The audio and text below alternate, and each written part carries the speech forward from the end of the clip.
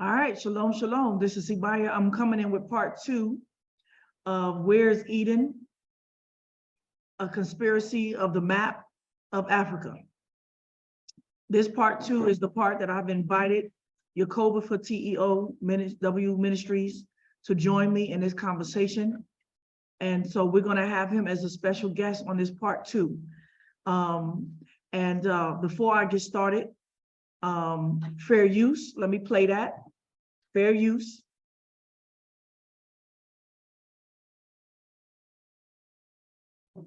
And so we want to talk about this because I'm going to use him as the whipping boy for this issue and a couple of issues.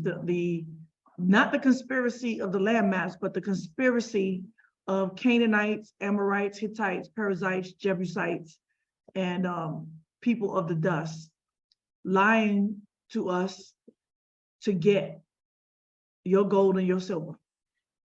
The conspiracy of nigger brews, Canaanites amongst us that's lying to you because they also want you to lose your inheritance so that they can take all of what you got and plunder you. Let's welcome Teotw Yakoba. Thank you. I appreciate you. You know, I usually don't do this, Yakoba. This is a special day because I usually don't do this. You know, I said I don't debate. I'm not gonna go toe to toe with niggas. And man, you a special guest because you're not even on the intellectual level to even be on my show. But I'm gonna deal with you because you are so intelligent, stupid that you are the best choice to make a mock of when I mop the floor with these lies. You're the best case. You are such a liar. You are such a deceiver that I know that your audience is stupid. And I'm sorry to insult your audience like that, but they are stupid. Yeah, because I mean, I've never seen such stupidity in my life. But as this is part 2, I'm still gonna give glory to Yahweh El Elyon, the Most High Power, our Father in heaven, to Yahushua, our High Priest, right? Sitting at the right hand on the throne in heaven as the High Priest under the order of Melchizedek, Yahushua, his son, and to the Malach Yahweh, also known as Yahweh, the Holy Spirit. Holy, holy, holy to the 3 of them as one. This is part 2, Tzibiyah, coming in to reveal the conspiracy of maps. But I'm going to start off where I ended and where I began in part 1, because I don't know if I'm going to chop this in half or not.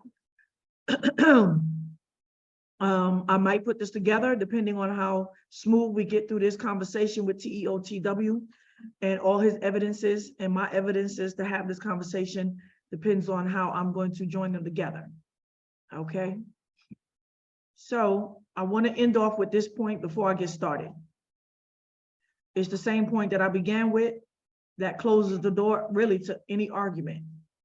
And I'm just going to brush through it real quick. So the argument that tears all this apart is that there is no map conspiracy. There is no lie about where the land of Israel is. Off top, Daniel's 4 beasts, wherever Daniel's 4 beasts, which is 4 empires, which is Babylon, Medo-Persia, Greece, and the conglomeration of the Roman Empire, with all these empires included, is where the borders of Israel is located within these empires. And all of these empires have been the very reason of our scattering and our slavery initially. And so these empires have a direct effect and besieged Jerusalem, or took over, or we were slaves to them, or had to pay taxes to them one way or another, and we were scattered in the lands of these empires, right? And so I challenge anybody to be able to change and alter the history of these empires. That's not just biblical, but it is world history, uncontested. And so we know that the first beast was the lion with wings, which was Babylon. We have Medo-Persia, which is the bear with 3 ribs in his mouth. And that is Medo-Persia, that also has, for the first time, a portion of Africa, which is Put, Libya, and Kush. And so I challenge you to change that history. Moving on to Greece. That is the leopard with 4 heads and 4 wings. That is the Grecian Empire under Alexander the Great. And then after he died, his 4 generals split up and separated into 4 generals. And then we have the Roman Empire, which is the past dragon. It doesn't really say it's a dragon, it's a beast. But we know that the Roman Empire split up into 2 parts, Western and Eastern Roman Empire. And then from that, we have what we have as an ongoing futuristic empire with 10 kings that have yet to raise their heads, but they are in this season now that becomes the final dragon. But the final dragon is a conglomeration, is a combination of all of these beasts with new nations, okay? So this is the chart. Wherever Israel was located, wherever Jerusalem was located, was enraptured or encaptivated within these empires. And so we have the Babylonian Empire, the Medo-Persian Empire. You can see now it has part of Africa. The Grecian Empire that has those same boundaries in Africa, but has expanded further east and further west. And then the Roman Empire that gave up the eastern portion of that empire, but went further into Africa and further western into Europe, okay? Just to see an overview, the 4 great Babylons. And so you can see the expansion of that. And I challenge you to change that map. If you can't disprove this, this is where ancient Babylon was. This is where Ur of Chaldees was. This is where Abraham came from. And from the Euphrates to the Nile River, where he traveled down south to. You can go back to the first portion of this message or the video that's preceding this to go through the annals of Abraham's timeline and how he traveled, okay? And so as we have established from the Nile to Euphrates in Genesis 15, the promise of Abraham when his seed returns to these borders, even though Yah said that you would be as the sands of the sea and the stars of heaven, that only a remnant. So his seed is only a remnant, but when he talks about the sands of the sea, that his remnant, his seed that would be that plentiful will inherit the earth, that is about the kingdom, and that seed is Yahushua, and that is the Holy Spirit, his word planted in every man, not just Israel, the 12 tribes. The kingdom will be expanded from the 144,000. The inception of the kingdom is Israel, the 144,000 of the 12 tribes, men and women. But the expansion of the kingdom expands across the whole world of everyone. As we teach them to take on the word of Yahushua, they become part of Israel. And that is Abraham's seed. But these are the real borders of the promised land. And so there's an argument that the land is too small to bear what? How many Negroes? A remnant of y'all? Get out of here. First of all, you have no idea what the land looks like. You have no idea what you're talking about as far as the land can't bear you. You have no idea what you're talking about. But these are the real borders, which is actually almost as big as Nigeria, as big as Libya, bigger than Egypt, and probably the same size as Sudan. Okay? So that's the real borders. Don't let nobody play with you. We're not talking about the state of Israel. The prophecy of Yah, as I said earlier, says, get within these borders. These borders. So let's get back to it. Now we can bring TO out the waiting room. He is long awaited. He's watching me. He's wondering if I'm gonna do something next. He knows that I'm not somebody that just do 1 little video, 2 little video, 3, and I'll keep going until you are done. All right, and so we're gonna use him as the mopping boy. I'm gonna mop the floor with him, and I'm gonna mop the map with him. And I'm gonna expose the wicked, evil, nasty, devilish man that he is on my show. All right, so TEOW has a video. Now, this is one of his few videos. One of the things that TEO, we know that this man has a fit when people bust him out in his lies. And he usually goes on other people's shows when he does these fits and does lies, because his audience does not follow him on other people's show to see that this man is full of lies. He just has a blanket audience where he just yapping away. But if somebody tries to bust him out on his lies, then he's gonna go on a rampage. I like it when people lie on me. They're gonna make me cuss. He's the most I think he's the most foulest Holy Spirit having person that I've seen ever since Hebrew 1. The man is foul. The man is a shyster, and he was only here to follow the law sheet to make a profit off of you.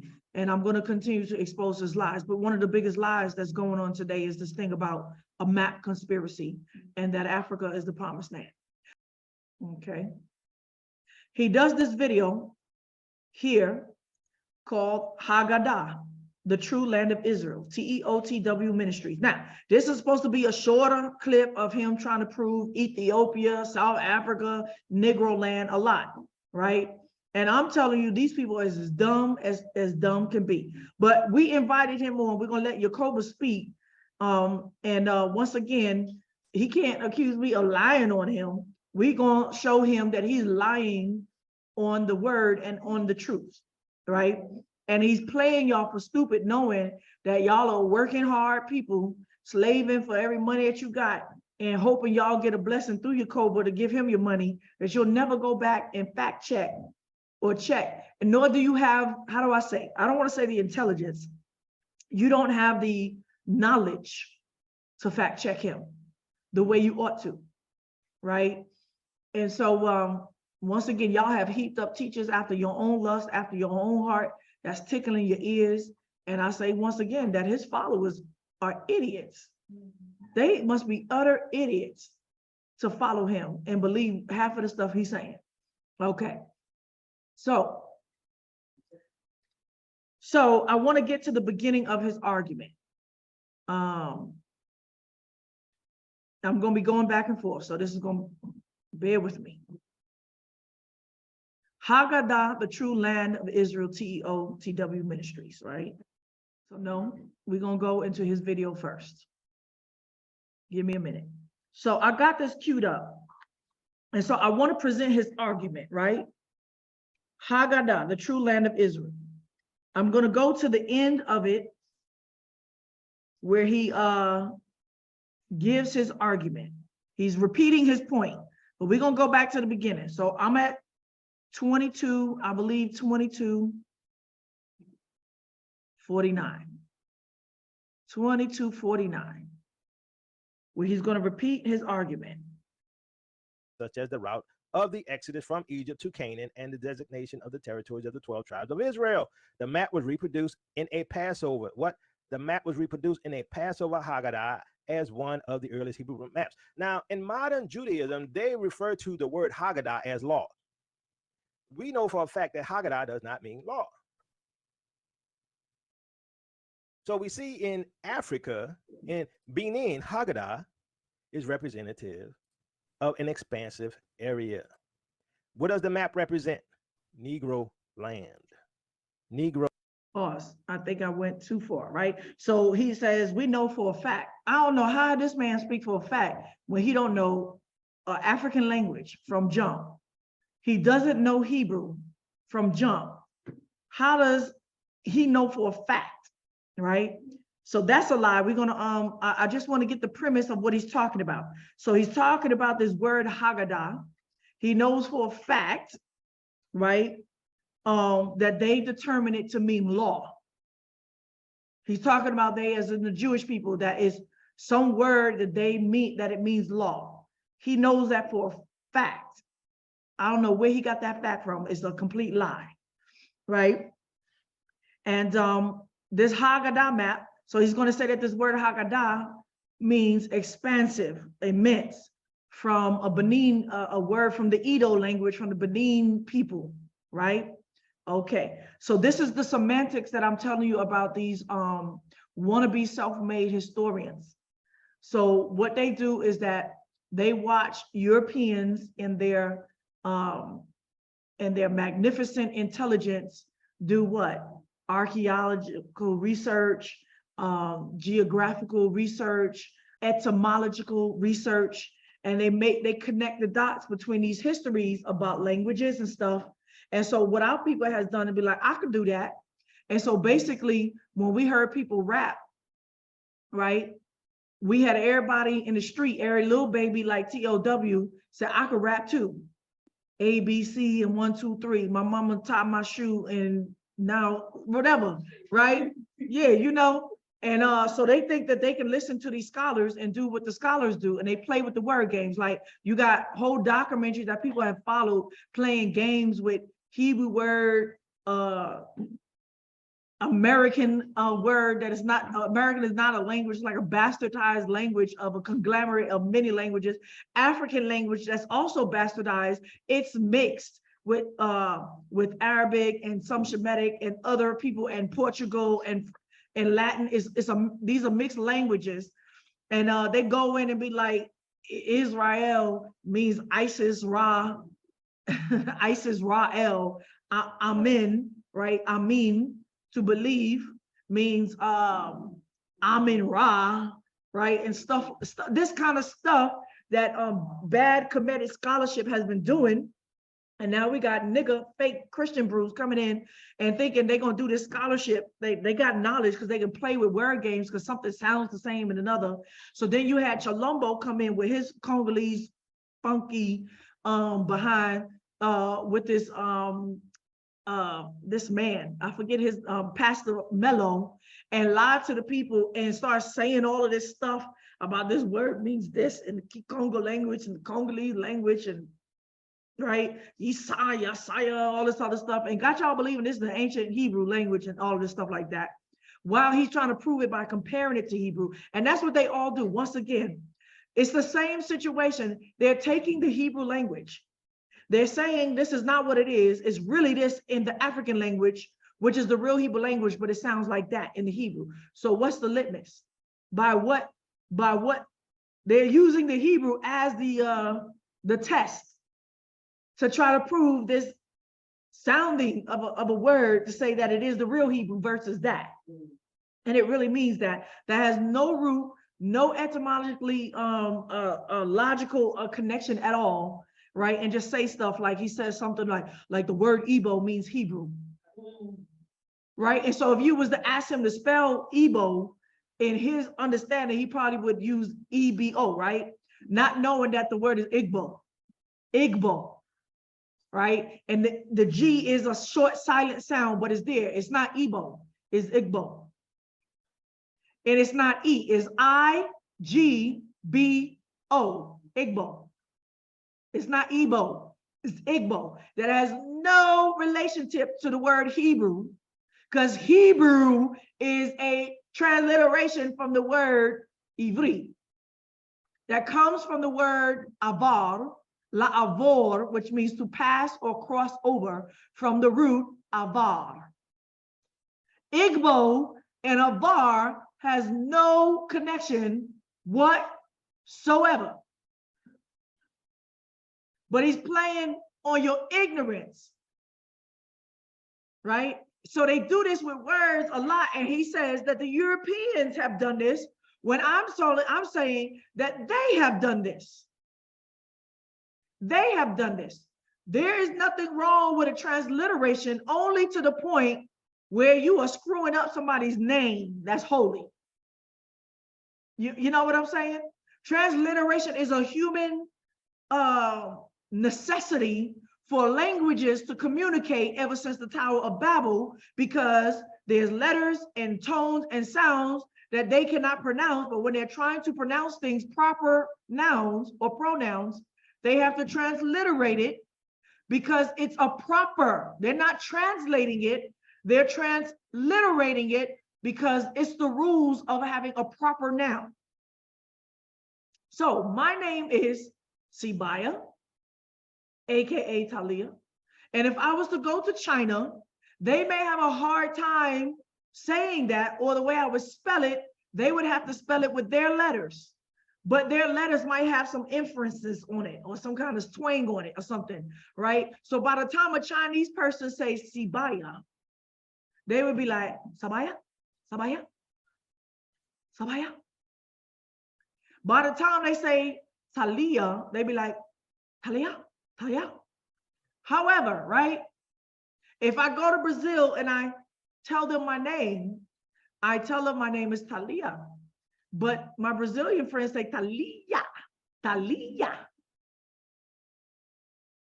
If I was to say Tzibiyah, they'd be like Tzibiyah, Tzibiyah, right? So it's changing. You know, my name got so Talia, Talia, Talia, right? Like Najala, right? When I first met her, I was like, Najala. She's like, that's not my name. I said, yes, it is. My parents didn't name me that. Yes, they did. They just didn't pronounce it right. It's Najala, but she's like, no, it's Najala. So that's nothing wrong with that. We're talking about accent, but when you start changing whole consonants and stuff and switching, right? Languages have done that because their tongue, right, could be similar. Like we have learned the word Vivian, the word for Vivian, right? Or Vivi. But because they don't have that sound, but there is a letter that they have that uses the term. What do I look like I say? What does it look like I'm saying? Fifi. Fifian. Vivian. Fifian. So instead of saying Vivian, what do they say? Fifi. Instead of saying Vivi, they say Fifi. Right? But of course, like I said, these are pretended scholars. So let's get to the point. I have lost where I was. I wanted to cue it up. I said at 22:27, right? Yeah, I was in the wrong place. So let's play it. So this is a Haggadah map. Haggadah map. And basically, he is trying to show that this Haggadah map is none other than Negro Land, Africa, West Africa. Okay. They all show what? The land of Israel as a separate entity, stressing the sanctity and uniqueness of the country of Judaism. Abraham bar Yakob, a convert to Judaism, so as we saw, he was a convert, a German convert, drew what? A map of the Holy Land following that of the Christian Adracham, incorporating many Jewish elements such as the route of the Exodus from Egypt to Canaan and the designation of the territories of the 12 tribes of Israel. The map was reproduced in a Passover. What? The map was reproduced in a Passover Haggadah as one of the earliest Hebrew maps. Now, in modern Judaism, they refer to the word Haggadah as law. Okay, so that's the first point I'm going to deal with. The word Haggadah, and you see, he didn't want to read 1588. That's the old map, and it's based upon another map. So we're going to go into the website where he pulled this map from, right? Then we're going to go, because we read and write and teach and speak Hebrew here, we're going to learn about the word Haggadah. So his other point is that he's saying that they say it means law, and that the word Haggadah does not mean Haggadah in Hebrew. It's not a Hebrew word. It's an African word. All right. And so now I'm going to go back to the beginning. Give me a moment, right? I gotta really cue this up because he's just rambling. He's rambling away. So we're going to start with his rhetoric, though. We're going to start with how he deals with his people, right? I want y'all to hear the rhetoric that he does witchcraft on your mind so you don't question what he's saying, right? This is witchcraft at its finest. Listen to this. I'm at times 222. Let's turn this up. Remember, they stole your identity, right? They stole your land, or where you believe your land to be. A lot of people still believe that little strip in the Middle East is our land. Okay, that's fine. If you don't want to use critical thinking skills, that's on you. You know, there's a lot of reasons why, and we've gone in other videos of why the Middle East, where the Ish are, it's not our land. Now, I find it interesting, you know, before I get started. So first he started, before he got started, with being very condescending to you, his own audience, right? Saying a lot of people believe that they stole our identity. He believes that, and they stole our language. He's playing on that, and they stole our land. And he's gonna say supposedly. He's using this supposed thing now because now he's trying to convince you that that's not our land. As you can hear, that's not our land. And if y'all don't want to have critical thinking, that's on y'all. So he starts out by insulting you by not critically thinking, so that you won't critically think. Well, because y'all won't critically think, I went and critically thought for you in the last hour and a half to help y'all about our land. Now, stealing our land is prophetical according to the curse of Canaan in Genesis, all right? That Japheth would enlarge. The word enlarge means be deceived, and enlarge itself in the tents of Shem, not just Israel, but the whole Shemitic people. That's prophetic. So they don't just believe that, they believe that because the word says it will be. Okay? And so you can't push that narrative now and say Africa is it, right? Because we know about colonialization, but Africa belongs to Africa. Okay? So that's his first thing. I'm gonna cue it up to times 331. I just want to put his whole premise out there, his lying premise. Understanding this truth, there's a level of research on your part, right? You have to go back and validate what people say. Don't let people just regurgitate stuff to you without going back and doing your own research, without validating everything they say. When they start talking about Natufians and Mashubians and all this stuff, don't just go, I don't know what they're talking about. Go do your own research. Same thing with what I'm presenting today. Now, for me, I'm convinced, okay? I'm convinced what I'm about to talk about today. Now, for me, I'm convinced, okay? I'm convinced what I'm about to talk about today. Now, for me, I'm convinced, okay? I'm convinced what I'm about to talk about today. Eat the meat, spit out the bones. All right. So he said, don't just listen to what he's saying, go and fact check him, right? Well, that's what we're going to do today. But based upon his lying to you, he's convinced by whatever he's about to say, he's convinced. And I'm saying that he's just an intelligent liar. He knows what he's doing and he knows that he's lying. So now he tells you, don't just listen to people regurgitate stuff, but that's exactly what he's doing through this whole thing. All he's doing is taking somebody else's research and vomiting all over it and regurgitating it where it smells like doodle now, right? So we're gonna fact check and we're gonna do exactly what he says. And so, all right. So then after that, he goes into the meaning of what transliterating is, right? Okay, transliterating, and he accuses of Europeans of being master liars by transliterating everything. And so he puts that premise down because at 445, he makes the argument now about the word Igbo being Hebrew. Hebrew isn't what we call. When they called us Hebrew, they were more than likely talking about Igbo. But understand, this is how they do it. They call it. Okay, so that's the other premise. Like I said, I don't have to prove that. You can, I know the Igbo people. Y'all gonna see me hang out with my old Igbo friends in a minute, and my Yoruba friends, right? For over 20 years. And I know some of the Igbo language.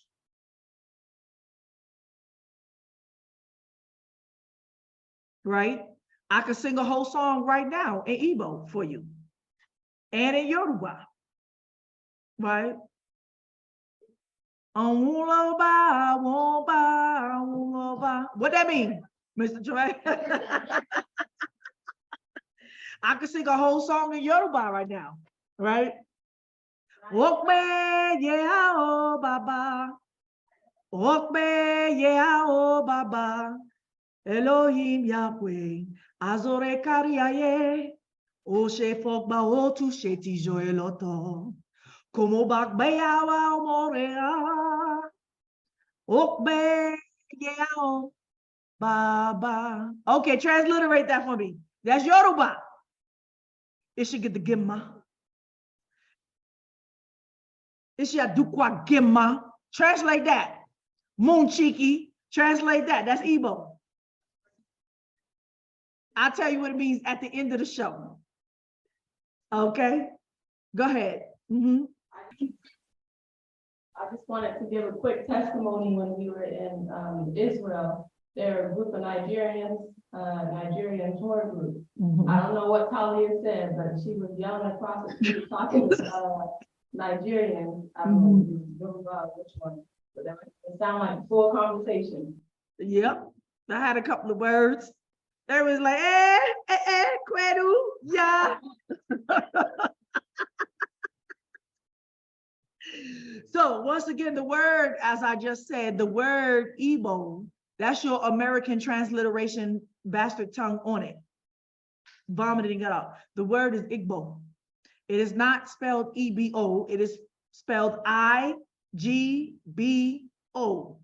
Igbo.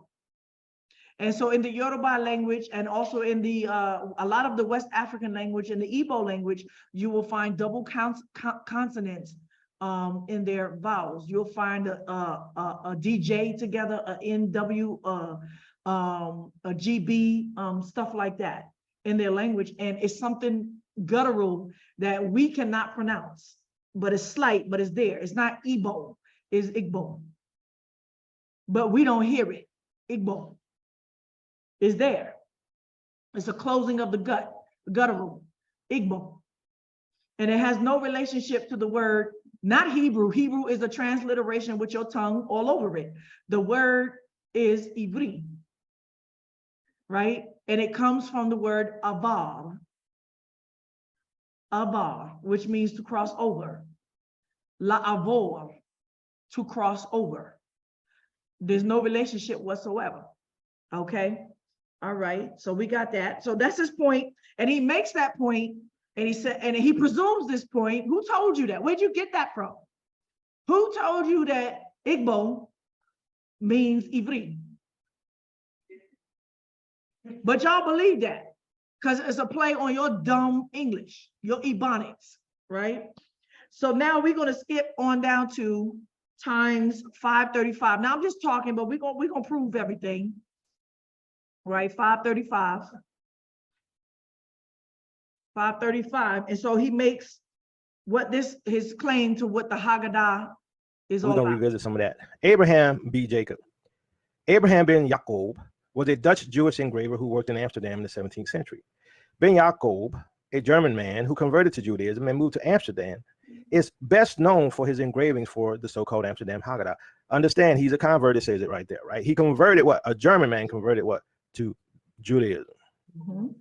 A Haggadah whose popularity lasted until the 18th century, judging by the number of times the book was reprinted. Ben Yakob made the engravings from a Christian text that was illustrated by the Swiss artist Matthias Merian. He was generally held to be the printer of what? The first map of the Holy Land in Hebrew. Wait, what is he? He was generally held to be the printer of the first map of what? The Holy Land in Hebrew in 1695, though it appears there is an older map printed by Abraham Goose and designed by Jacob ben Abraham Zadik. So he's what? He's generally held to be the printer of what? The first map of what? The Holy Land. What? A map. Did you see how he just altered the information? This is the witchcraft that I'm telling y'all about. He read something and then he repeated it twice and repeated it a third time by removing something. It said that he's generally held to be the printer of the first map of the Holy Land in what? Hebrew. Why did he leave that out in the end? Because he doesn't want you to go back and check the map out to see what it says in Hebrew. And he knows that y'all don't read Hebrew. But guess who reads Hebrew? We do, right here. It's not the first map of the Holy Land. It's held to be thought of the first map printed of the Holy Land in Hebrew. First, see how he's lying? All right, let's continue forward. A map of the Holy Land. So I know some things are sort of like self-evident. Thank you, Betty, forgive. Some things are self-evident. My original video, because we have to have an understanding or a foundation, right? So we're going to go back to that, and I'm going to show that. Right. Let me move this up just a little bit. So what he's gonna do is go back to a video he did also about this same topic, the Haggadah. He's double downing on his lies and about maps in the Holy Land and Africa being and Negro Land. And so he's going to play some of his old video.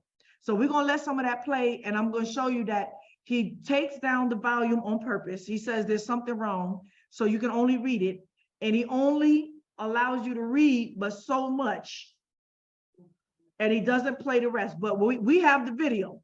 We're gonna play the rest of it so we can help you fact check him the way he said.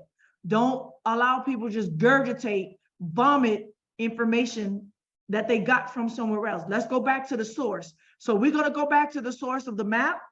We're gonna read the source in Hebrew, and we're gonna translate it to you in English.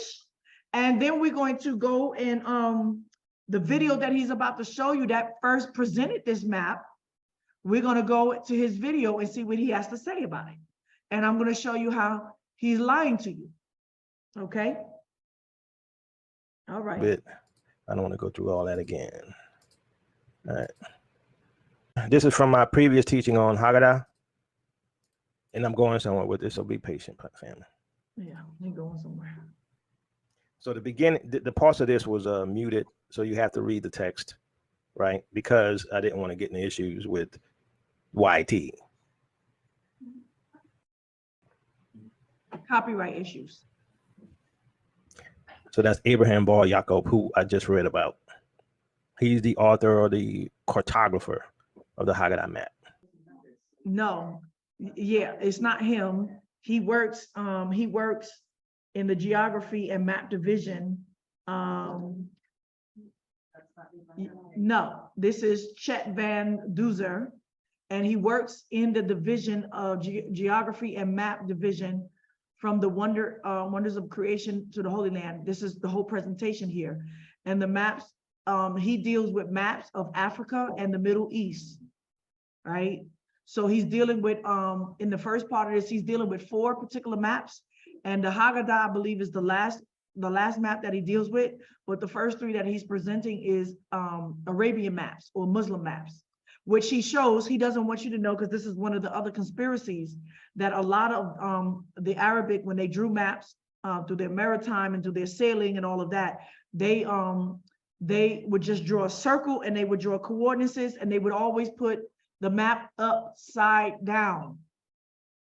Upside down. So they would put south up and north down when they're mapping it out in their coordinates, that they had a tendency to do that. It's not that they were saying that the world is upside down, but I guess the way they were coming in, from where they were coming in from the ships, this is the way they saw it, from the sea being the bottom, right? And so he's explaining that, and also the map that we're seeing here, he does the same, okay? All right. Particular show. If you haven't seen it, go to Teotw Ministries, right? All right, hold on. It's a personification of Africa, right? I think, let me see. So nowhere does he tell you that the map is of Africa. He shows a picture in the corner that is telling you that thing in the corner is a personification of Africa, but he does not allow you to hear what the man says about the whole map. He is regurgitating like he's a scholar on the map to tell you a lie. We're gonna get to that, okay? So I'm gonna show you first the color version of the map, and then I'm gonna go back. Let me go back a little bit, family. Hold on, here we go. So these images we talked about, and this is the personification of Africa, right? So this is on the, on the Haggadah map. Now this particular image isn't the Haggadah map right here. Is gonna be coming up. Okay, the one on the left is the one on the Haggadah map, right? So the one on the left, as we have shown, represents Africa, all right? So he is changing what this scholar is saying. I'm gonna let you hear it, and trying to say that the map that is about to be shown is Africa. No, that's not what the personification in the corner is detailed. We're gonna get to it. He's lying to you. So that tells you that the territory is talking about is Africa. That's the lie. So that tells you, that's not what the man said. That's not what the map says, and we're gonna get to it. Okay. So let's see all of those Native American Indian folks disprove this. So I'm disproving it right now. I'm disproving it. Okay. personification of Africa, as we saw, right? So personification means it's made in the image of a person that represents or is a symbol of the continent of Africa. So right here in the Where said that? Who say that? Who said that? That's not what it means at all. We got a personification right here. What does that mean? So he sees this thing in the corner of Africa, right? And he's going to tell you that this map, the personification of this thing that represents Africa in the corner here, represents that this map is Africa. This is a bold-faced lie, and he knows it. Okay. Now, I want y'all to distinguish something before I prove it. Y'all see at the bottom, if you just learned your geography lesson, the first thing you have to learn about geography is what? North, south, east, and west. What's this? Tell me where north, south, east, and west is here. All right? Okay. lower right-hand corner, we saw that image, right? It represents the Haggadah map. Okay. So the map itself, so is I'm gonna stop it there. I hope you could follow what he was saying. So this is me talking again. I know you're gonna get confused. So this is from the video, and I'm gonna play a little bit of it with me talking. So pay attention. I know some of you all haven't watched the video, so that's why I'm showing some of it. Hopefully you were able to follow the closed caption and how he talked about the Bar Jacob's map, or the Haggadah map. Now, what I'm gonna do is I'm gonna show you these maps as well. So if you notice what he said, right? What he said is that it's the personification, that image is the personification of Africa, right? So I'm gonna show you first the color version of the map, and then I'm gonna go back. I'm gonna show you the black and white. I have to stop this every so often, right? For purposes of fair use. And so he's about to show you the black and white version and then the color version. But mind you, he's not the originator of the map. The person redrew it in a Haggadah book. So it's called the Haggadah Map in Hebrew, okay? Okay. This is the Abraham Bar Jacob, or the Haggadah map. So in the past, Hebrew geographical maps were relatively rare, but they all show the land of Israel as a separate entity. So take note of that. They all show the land of Israel as a separate entity, stressing the sanctity and uniqueness of the country of Judaism. Abraham Bar Jacob, a convert to Judaism, drew a map of the Holy Land following that of Christian Adracom, 1588. So like I said, they always draw Israel as a separate entity, stressing what? Its holiness. All right. Incorporating many Jewish elements, such as the route of the Exodus from Egypt to Canaan and the designation of territories of the 12 tribes of Israel. The map was reproduced in a Passover Haggadah as one of. So the map is showing the route of the Exodus. I want y'all to notice, as it says, the elements, the Jewish elements, such as the route of the Exodus from Egypt to Canaan, right? So whatever the map is showing is the route from Egypt to Canaan, okay? And the designation of the territories of the 12 tribes. So it's cut up to show you where the tribes' boundaries are according to what we were just reading in Genesis 15, right? Or was it 14? The map was reproduced in a what? Passover Haggadah, as one of the earliest Hebrew printed maps. So we can skip on from here. The earliest area we call Israel. Does that remind you of the modern area called Jerusalem? Does that, now he's asking a bunch of people that had never studied maps, ain't never studied the land, and don't know nothing about land map. I've been all over this world, and there's things that I can point out, particularly between Africa and the Middle East, as far as lakes or rivers, streams, and sea borders, right? And at first glance, I knew exactly what I was looking at. But he's asking you who has no knowledge of this land at all, does that look to you like the modern day Israel that they're showing you? Okay, all right. Look at the ocean, look at the ship in the ocean right there. Does that remind you of the modern area in the Middle East, or does it remind you of Negro Land?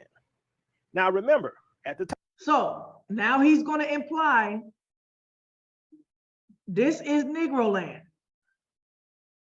The great conspiracy by this Jewish printer. So he's concurring that whatever this guy did is the truth.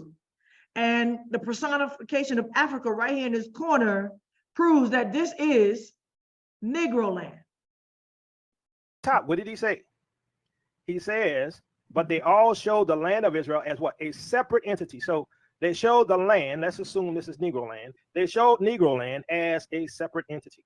This is the case I'm making, all right? So I'm gonna continue. That's the case he's making. So far, I have a lot on him about anything.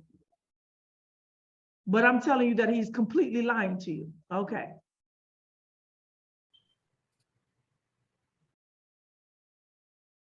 That's his case. All right, so hold on, let me get this right. All right, so that's another image of the Haggadah map with Hebrew writing on it. And what I'm gonna do, I'm gonna scroll up a little bit on this. Once again, this is the original map.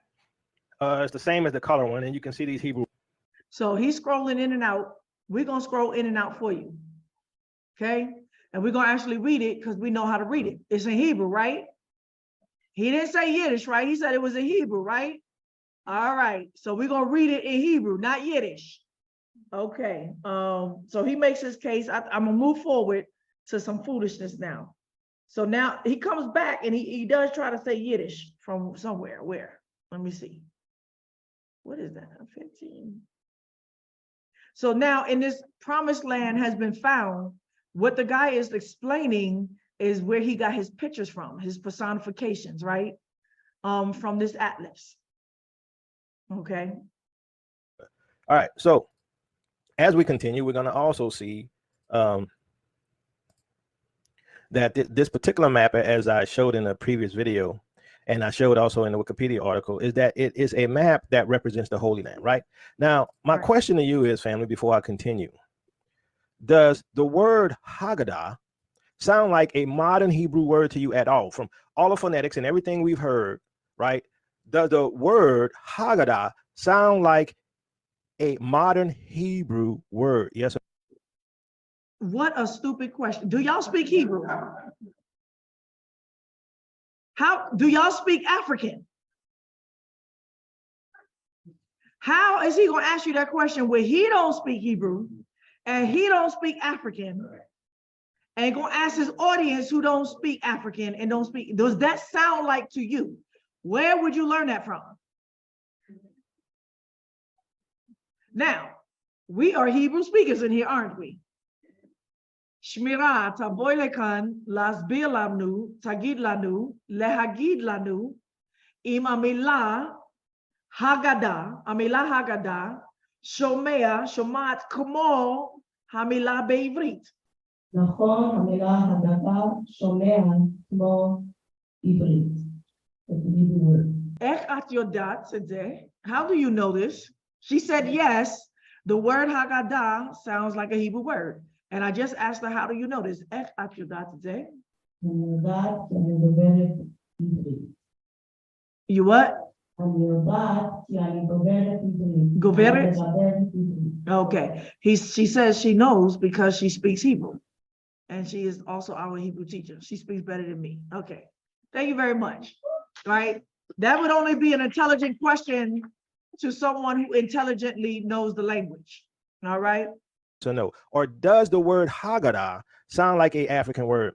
Hit 1 if it sounds like a modern Hebrew word. Hit 2 if Haggadah sounds like an African Hebrew word. Well, that depends on who's saying it. If I got an African to come and say Haggadah, how would they say? Be like, Haggadah, Haggadah, Haggadah, Haggadah. If I had a Hebrew, say Haggadah, Haggadah. If I had an Egyptian, Haggadah, Haggadah. And if we had him, he would be like, Haggadah, Haggada. Haggada.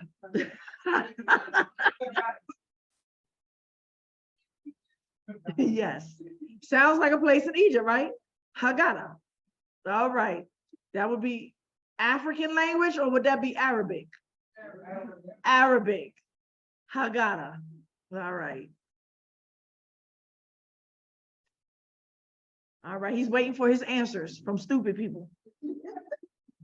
So Haggadah sounds like a modern Hebrew word or So an he- African Hebrew word. So he ain't like somebody's answer. I see we got a mixture of ones and twos. We got a mixture. Okay, he didn't convince y'all yet. Sounds like an African Hebrew word to me. Sounds like an African Hebrew word to me. Sounds like an African Hebrew word to me. How would he know? It sounds like an African. You see the mind play? He asked them, does it sound like a Hebrew word or African word? And then he came back and said, it sounds like an African Hebrew word to me. Do you see? That's why I be telling y'all, slow down and listen to what they're saying, and you will see the witchcraft. The witchcraft, yes. Tell me I lied on him. He asked the people, does it sound like a Hebrew or African word? He said, well, it sounds like an African Hebrew word to me. Just playing on their minds, right? He switched it up on bait and switch. That's strike 4 in his lies already, right? We only fit 16 minutes in, all right? All right. So we're getting through this, his point. So then at this point, he thinks he got y'all. So now he goes and he's going to read a letter from somebody from England, a friend that somebody from England, he's probably African from the Benin, and somebody probably saw his old video and says, hey, I want to let you know that the word Haggada, you're right on about the word Haggada. It's an African, it's an African word. So let me read that for you. Hold on. Let's go back to that. At times 1845, right? He's a friend from London about the Benin Empire. Okay. He has here. All right. And we're going to be talking about this. I hope y'all can see it. Let me see. Let that look. All right. The kingdom of Benin. His name is Brother Michael. Does that sound like a Hebrew word or an African word to you? All right. Now let's see the mind game. First of all, before he say anything, can y'all see that? Can y'all see this right here? I can. Hold on. I can zoom in. So I'm doing a close-up. Before he say anything, I'm gonna show you for the 5th time, or the 6th time, his deception, his witchcraft. So this is A, B, C, D, E, F, G, right? Does that look like an African language to you?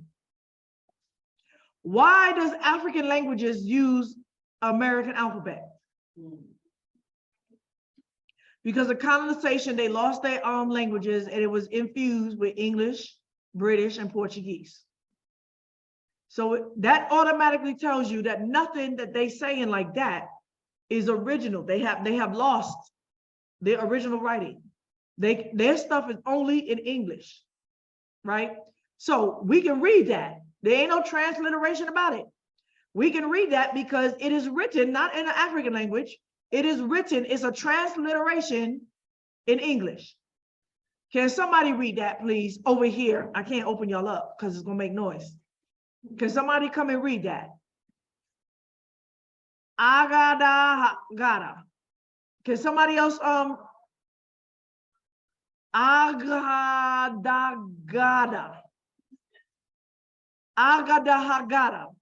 Come on. I mean, there's probably 5 different ways you can read that. AGHADAGHADA. AGHADAGHADA. AGHADAGHADA. Go ahead. I'm sorry, I took it away from you. Go ahead, read that with your wonderful English. AGHADAGHADA. Uh-huh.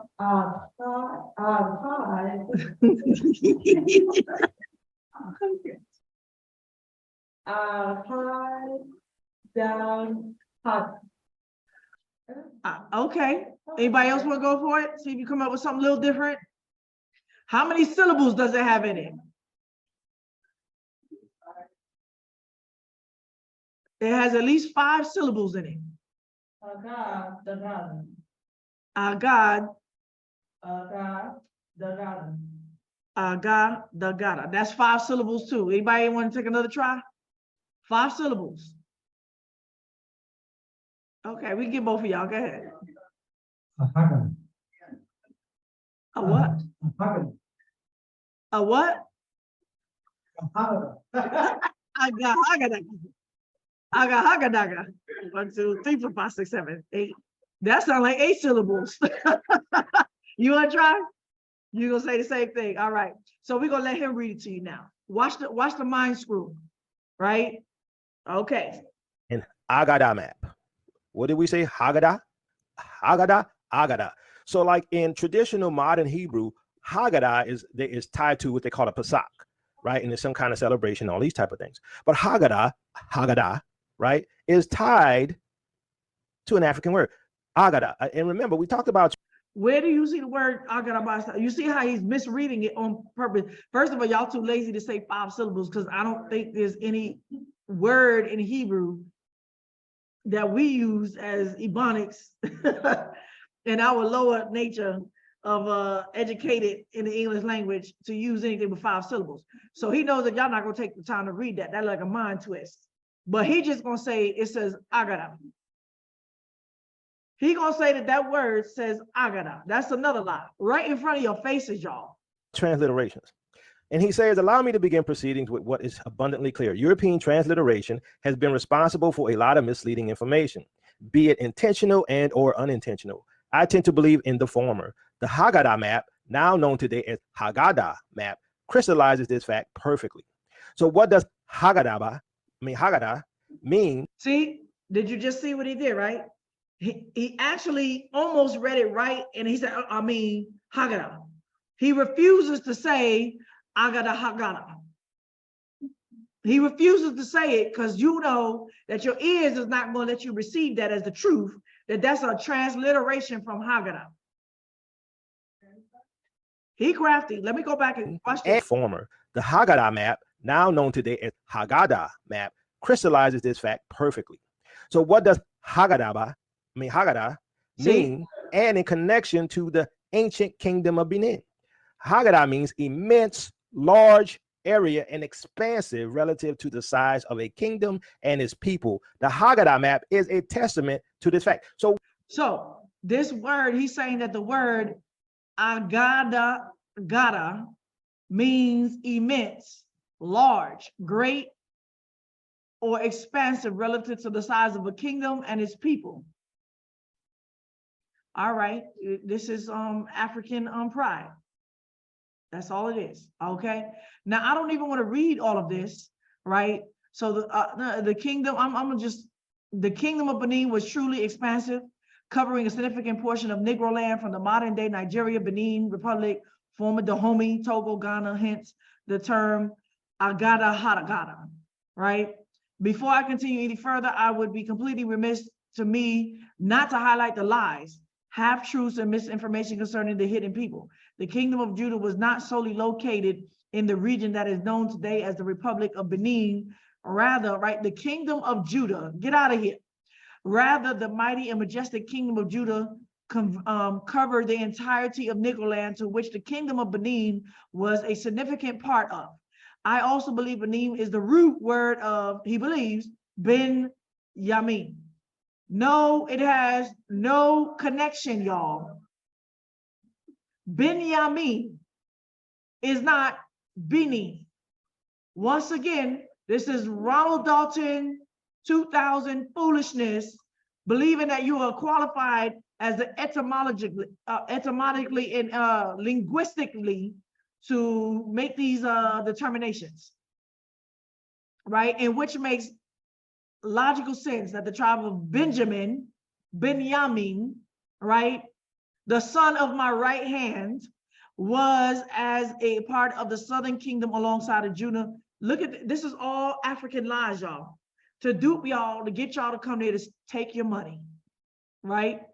And the tribe of the levy, where the bulk of slaves were shipped to our four winds. That don't even make any sense, y'all. The port of Africa is where we was brought to and shipped from. That it was not our land. All right. So there is something he says in there that I think is interesting. I don't know if he says it in here about the Yoruba and the Benin. Now, what's interesting, I don't see it, my eyes can't see it, that he talks about that the Yoruba and the Benin people are cousins. So what's interesting is that I told you that I used to dance all of with companies from these African countries. I know a lot culturally about the African, not just the culture, but the religion, that how they worship through the dance. And I have my roots in Congo, but through Brazil, right, through Candomblé. And I have roots in my career dancing African dance and teaching and choreography with West African dance from Guinea and Mali, Benin, and did a choreography with a company that was from Benin for the Benin Consulate, or some of the kings and the priests, right? That I danced for them. And I lived in Nigeria. I know the Nigerian dance. I know the Igbo dance. And I just showed you, I got history there. I will show you pictures of that, right? And Yoruba. My father was a high priest in the Yoruba religion, a Baba Orisha of, I don't want to mention, before he came to the knowledge of the truth and before I was born. So I have some knowledge, practical knowledge, not reading letters, practical knowledge of these religions and these Orishas, and they're all the same. And the Yoruba people themselves know good and well that they came from Northeast Africa. The Igbo people, the Edo people, the Emu people, the Ewe people, and all of them know good and well that they came from Northeast Africa, right? They know that those parts of Africa was not the original lands from where they came from. The tribalism amongst these people was always there. And the cultural religion, the religious, cultural, spiritual aspect of Benin, Togo, Nigeria, and Ghana, and Guinea is none other than the ancient Egyptian gods. They are Egyptians. Their pantheon is the same. Their religion and the practice of the high priesthood, the priesthood of the Akan and the Yoruba and the Benin is the same. Even into the Congo, where their words are the same in Portuguese, in Candomblé, they are the same. Okay, moving forward. Okay, so then he goes into, after lion, the man shows you a festival.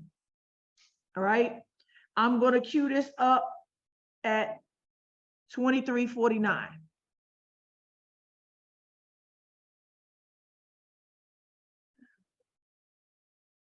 All right, so he's gonna show you about a festival in Benin. All right, the AGHADAH Press Summit 2019.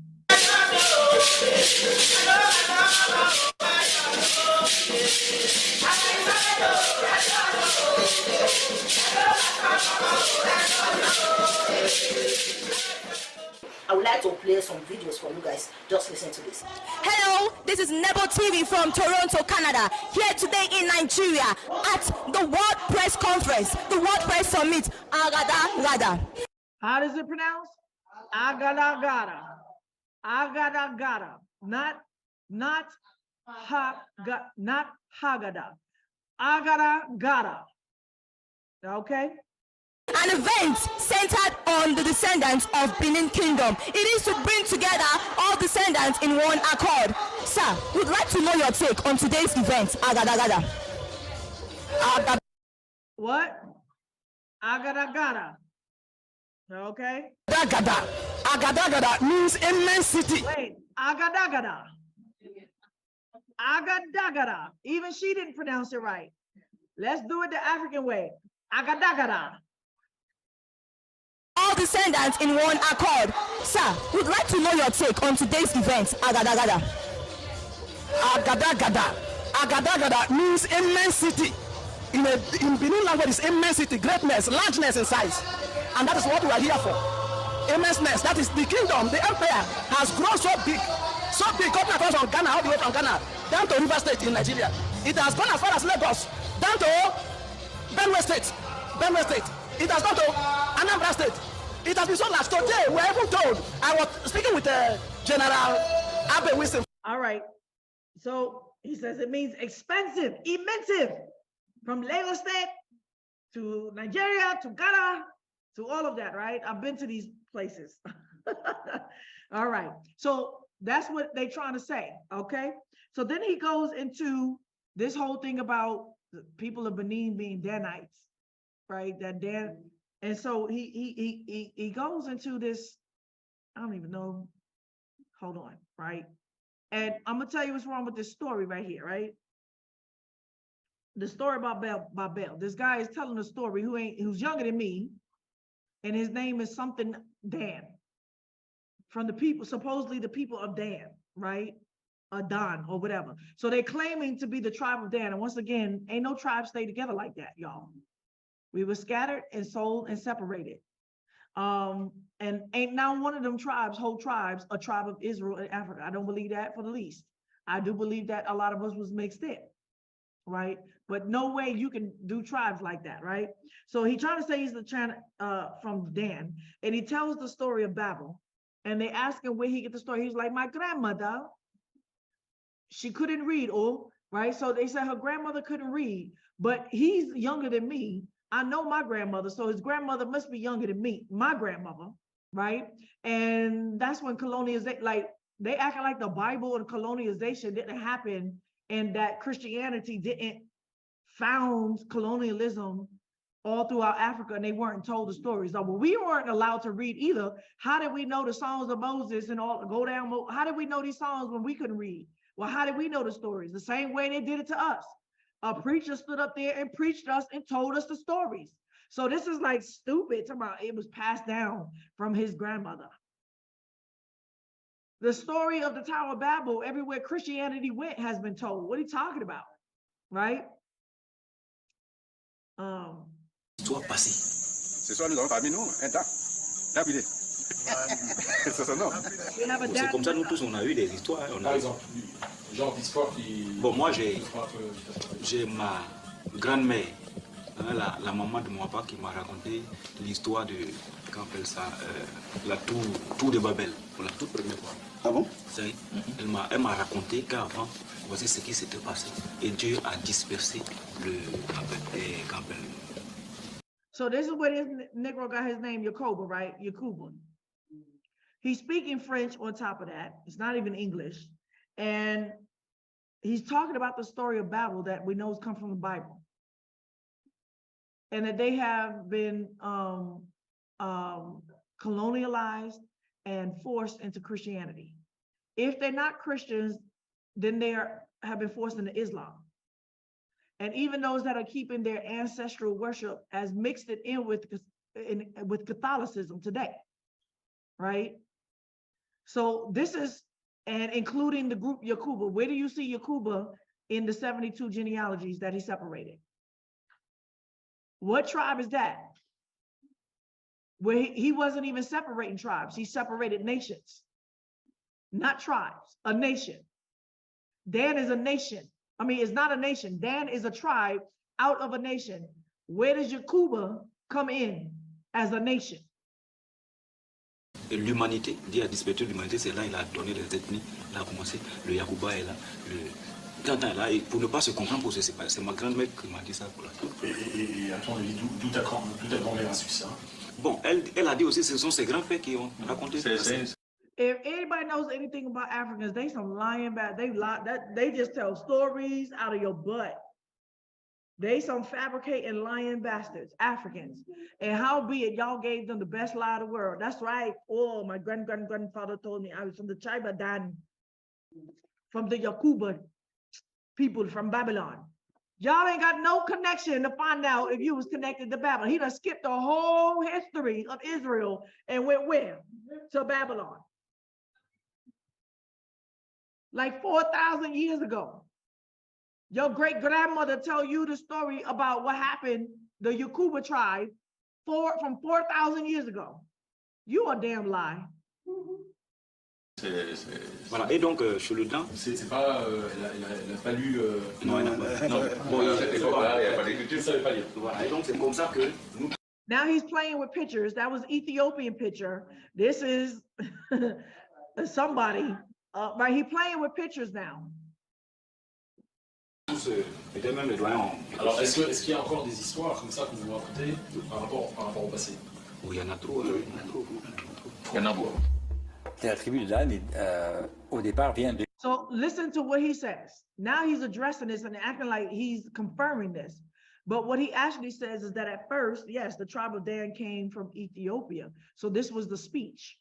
This was their own anthropologists and stuff like that playing like, they said, why do they say Ethiopia? The tribe of Dan came from Ethiopia? To where? He's talking about what? From Sudan. From Sudan. This is what they said. Well, Sudan must be the tribe of Dan. Sudan, yes, for Dan, right? And so now he says there was some study that they came from Ethiopia and came into Cote d'Ivoire, right? But how they get there? Okay. L'Éthiopie. C'est-à-dire que d'après les recherches qu'on fait, pour certains, ils viennent d'Éthiopie et sont montés vers la Côte d'Ivoire jusqu'au Mans.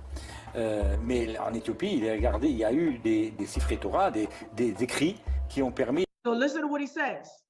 But he's actually challenging the history, this oral history that's not making sense.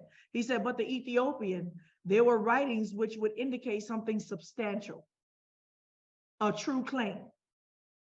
But with the Dan, this Danite tribe, there are no Hebraic writings or. De dire, voilà, il y a quelque chose de réel, il y a des écrits, il y a quelque chose qu'on peut palper. Or, chez les Dans, rien n'est resté. Il n'y a pas d'écrit hébraïque, il n'y a pas même pas un morceau on pourrait dire, de parchemin qui pourrait nous mettre sur la voie. Or books to lead us to come to that conclusion. They have nothing. But that's not our culture. We always had books, y'all. We always wrote. We were civilized. We wasn't naked. We wrote, we carved, we engraved. And Ethiopians in Africa to this day still do the same thing. They're civilized, educated people that wrote everything. So these people weren't able to maintain one lick, claiming that they came from Ethiopia. Not the language or nothing. Nothing the culture, not the religion or nothing. They straight up boogalooga, worshiping the ancestors, kissing the trees, people. Talk about they came from the tribe of Dan from Ethiopia, right? He says, I believe they were set back a lot sooner by the numerous conquests on arrival, so could not keep traditions. So he's saying there must have been a setback. They couldn't hold their traditions. They couldn't hold their truth, right? So really, this is speculation. What is telling you that they from the tribe of Dan? A story of Babel called the Yakoba tribe? Once again, I'm not denying that some of our people were scattered there, as these are the ports by which we were transported, y'all. We was transported all over the coast and went through the coast of Africa. But to say that we maintained ourselves as full tribes with no historical proof whatsoever, no connection whatsoever, is a lie. And all he can say is the story of Babel and the Yakoba people. Get out of here. This is Boogalooga Canaanite worship, y'all. Je crois qu'ils ont peut-être été pris par les différentes conquêtes beaucoup plus rapidement, peut-être, dès qu'ils sont arrivés. Et donc, this is from Benin, and this is from Guinea and Mali. This is when they put on the costumes, they pray to one of the Orishas and the old ancestors of the tree, and they scared the hell out the kids. The people I performed with did this. and they possessed. Ils n'ont pas pu garder les traditions. So here we. All right. So from a childhood, we knew that we knew that, but they did not know whether or not we were indeed of Hebraic origins. See what I'm saying? It's a lie. They trying to make it say something. And I do believe that these Europeans is a part of the scandal and trying to make Africans the lost 10 tribes as opposed to the real ones. They would accept the Canaanite before they accept the true people because the DNA is in us, not in them. And so once again, why y'all asking him that? Somebody is prying into that and saying, are you the people? Are you asking? And he's saying, from a childhood, we knew that. What did they know? Something about Babylon, right? But they did not know whether or not they were indeed of what? Hebraic origins. That is to say Shemitic altogether.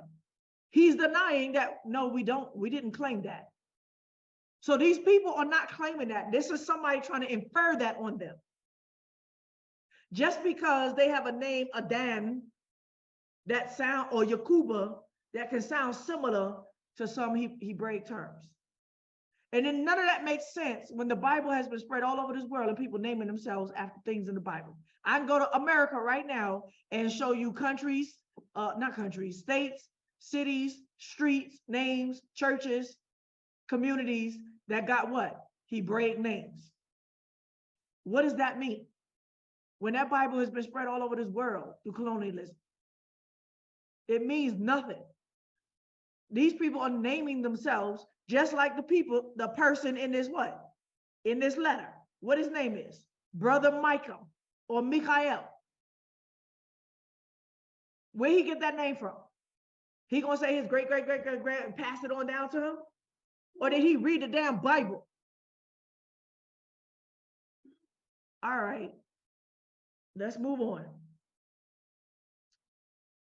So we just saw that it says we don't have proofs that we're Hebrew. It's false. It's false. So now I'm going to finish off with him reoccurring, right? So I got to make his argument so he don't say I'm lying on him, right? She lied on me. Didn't he sound like a baby? She lied on me and said and didn't say what I said he said, right? Didn't say what I said he said. And I said what he said, and I didn't lie on him. So he's a master manipulator and changing words. All right, so this is the last of it, and then we're gonna go into it and show his lies. Why the people still practice a lot of the traditions of the ancient Israelites in Ethiopia. So not only do we have Judah in Africa, we have the tribe of Dan in Africa. We have an area of a map. So that's his conjecture. The guy just said we have no proof of Hebrew roots, and the what do you call him? Just said, yeah, if this is true, he's saying if this is true, if they claiming this or if somebody claiming this for them, they have no substantial evidence to prove that whatsoever, as opposed to the Ethiopians that did preserve some stuff. On a map called the Haggadah Map, which is, as I've shown you, an African word which represents Africa. There's a personification on the Haggadah Map that represents Africa. Abraham B. Jacob, who's a convert, a German convert, made this map that represents the Holy Land. I don't think I need much more evidence to prove that Negro Land is the Holy Land. Negro Land fits the description. Did he prove anything? But we just saw him twist words up and lie and play mind games on the people, right? All right. Description of a land flowing with milk and honey, let alone it's enough of territory to not only take care of the 12 tribes, but the 12 tribes descendants as they grow. If Israel was... So I could say so much about this. I bet you he's writing a book. Igbos to Negroes. To Hebos. I bet you he want to write a book now and become the next Ronald Dalton with his falsehood of history, anthropology, linguistics, foolishness. No proof whatsoever. Okay. Was supposed to be in what we call the Middle East, and they were the 12 tribes living there, along with all of the other surrounding peoples. Then you would have to have enough of food there, enough of water there. I've showed you in other videos that the land was not that he's taking up Ronald Dalton's false accusation that that this land don't produce. conducive for growing food in the Middle East, or what we call Israel today. Hey, when you went to the Middle East, when we went to the Middle East, did we not see every fruit and vegetable? And I mean, and fields. We drive in and it's just fields and it's wheat fields. And why is Africa shipping in their wheat from Russia? Because the land don't have water going through it like that everywhere. It may be muddy and rainy, but no, they gotta wait for what? A rainy season. So they don't have the proper irrigation. They don't have the finances to irrigate. Who told you that Israel did not irrigate when we see Joseph learn the irrigation in Egypt? Who told you that? Well, why Africa suffering like that? Because they're poor. And the people, the land is separated amongst tribes and peoples, and it's just desert, not desert, is forest land. Is unadulterated land, and is wild out there. It's deserted, and nothing has ever been established in these lands because they're actually new lands. They're barren lands, forest deep lands, right? And so I'm not saying that Africa don't produce fruit, it does, but it's wild. They got to tame that. And so I'm gonna ask you again, where all the wheat coming from? Where's the grass fields that their cows and goats is plentiful like that? So you see cows and stuff like that. We got all of that on this side. What the cows look like on this side? Man, they happy, they free all across the land upon the hills and everything. And there's no irrigation. Let me show you right here. You got a picture? Okay, we'll show you about our cows. They look delicious too. They don't look apartheid dried up, right? They don't look like Sudanese cows and Ethiopian cows. The cows is fat over here, boy. And the sheep is like, yes. But they just talking out their butt. They ain't even been here to say something like that. It's about this land can't produce like that. There is not enough land mass for 12 families and their descendants over generations. That don't make no sense. It's not. It's not enough land mass for their 12 descendants. Well, he made Ishmael into 12 tribes, and Arabia was enough for them. You think God would have put them in that little small piece of land? Even if you were to include pieces of it, what we call now Arabia or Saudi Arabia, it would not be enough for all of these people, because your people will be as the sand of the sea. He said, your people will be as the sand of the sea, but I will make them what? Smallest amongst the nations, only a remnant. We the smallest nation in this whole world. That's why we couldn't be all these tribes in Africa. He said, though your people will be as the sands of the sea, I will make them a few in number, a remnant, the smallest amongst the nations. Hallelujah. So now let's get to his foolishness, right? We got his case, right? We got his case. All right. Okay. So do I want to play? Okay, let's play him first. All right. So I got him queued up because I just want to show you what the man says. Okay. Give me a second. World, which is shown as a narrow band of land at the right-hand edge of the map. We cannot be certain that Waldseemüller's map was the source of this depiction of the New World on Qazwini's map.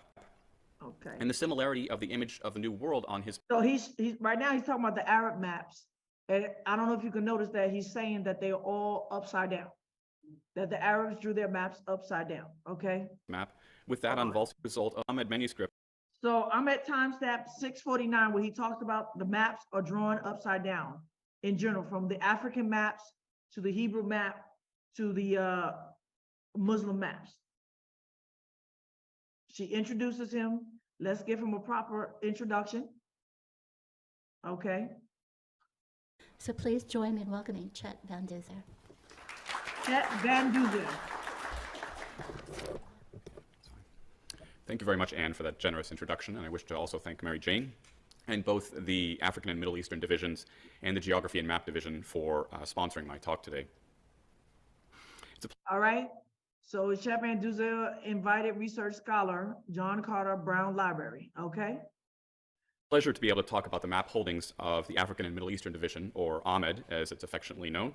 So it's called AHMED, which means the African and Middle East Division. He's a specialty in that. All right. Not least because some of them are uncatalogued, and I hope that the brief discussion. So let me make this clear. He's about to show you maps that's coming from the what? African Middle East catalog, right? All right. Of those maps that I will offer today will encourage further study of them. In what follows, I will be discussing 3 Islamic maps and 1 Hebraic map from AHMED, and at several points. Okay, did he say anything about an African map? 3 Islamic maps and 1 Hebraic map, right? Okay.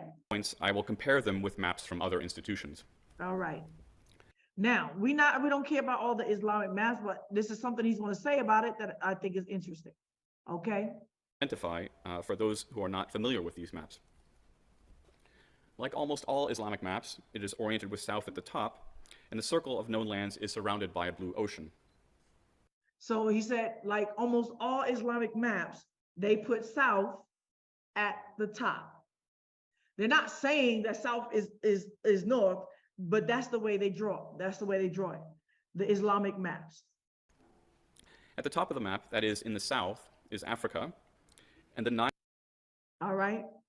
So y'all not educated enough to read these maps. He's talking about them. All right. So we're gonna skip forward. When I say educated enough, that's not an insult. I'm just educated means somebody taught you to even see what you're seeing. I'm not familiar with it, so I can't identify Africa. He's identifying Africa, but I can't see it. Right? There's something that's not very common. Like I said, I can't identify this. Right? As good as I am with maps, that ain't it. Okay. So now we're gonna go to the Hebraic map, which is at times 24. Times 2450. Okay. Hebraic map. We just went through 4 Islamic maps. AHMED. The map in question is of the Holy Land and was made for the 1695 Amsterdam edition of the Haggadah by Abraham Bar Jacob, a Christian pastor from Germany who had converted to Judaism in 1689 and became an engraver in Amsterdam. Here we see the map. The phrase at the top of the map informs us of its purpose. Transcribe that here. This map is to inform every knowing person of the route of the 40-year journey in the desert and the breadth and length of the Holy Land, from the river of Egypt to the city of Damascus, and from the valley of Ammon to the Great Sea, and within the land, the territory of each tribe, as your eyes will see, and the wise will understand. Okay, who's going to understand this? The wise. That means you got to have some intelligence and know what you're reading. So he's mapping out the journey of our Exodus, the borders of the 12 tribes, Damascus, the sea, Yam, the Mediterranean, and what else did he say? Ammon, and all, right? So that's what he's mapping out. Okay. I switch now to a hand-colored copy of the map that makes it a little bit easier to see the map's indications of the different territories of the tribes of Israel. The path of the Exodus, which we'll look more closely later, is traced in the upper right part of the map. All right. So off the bat, he said that was the personification of Africa. We're going to go in on this map. It is. But he just said the path of the Exodus, right, was from here to here. Now, we're going to look at that. Y'all can't read that because it's in Hebrew and it's small. But we're going to go to the site and we're going to read that big. All right.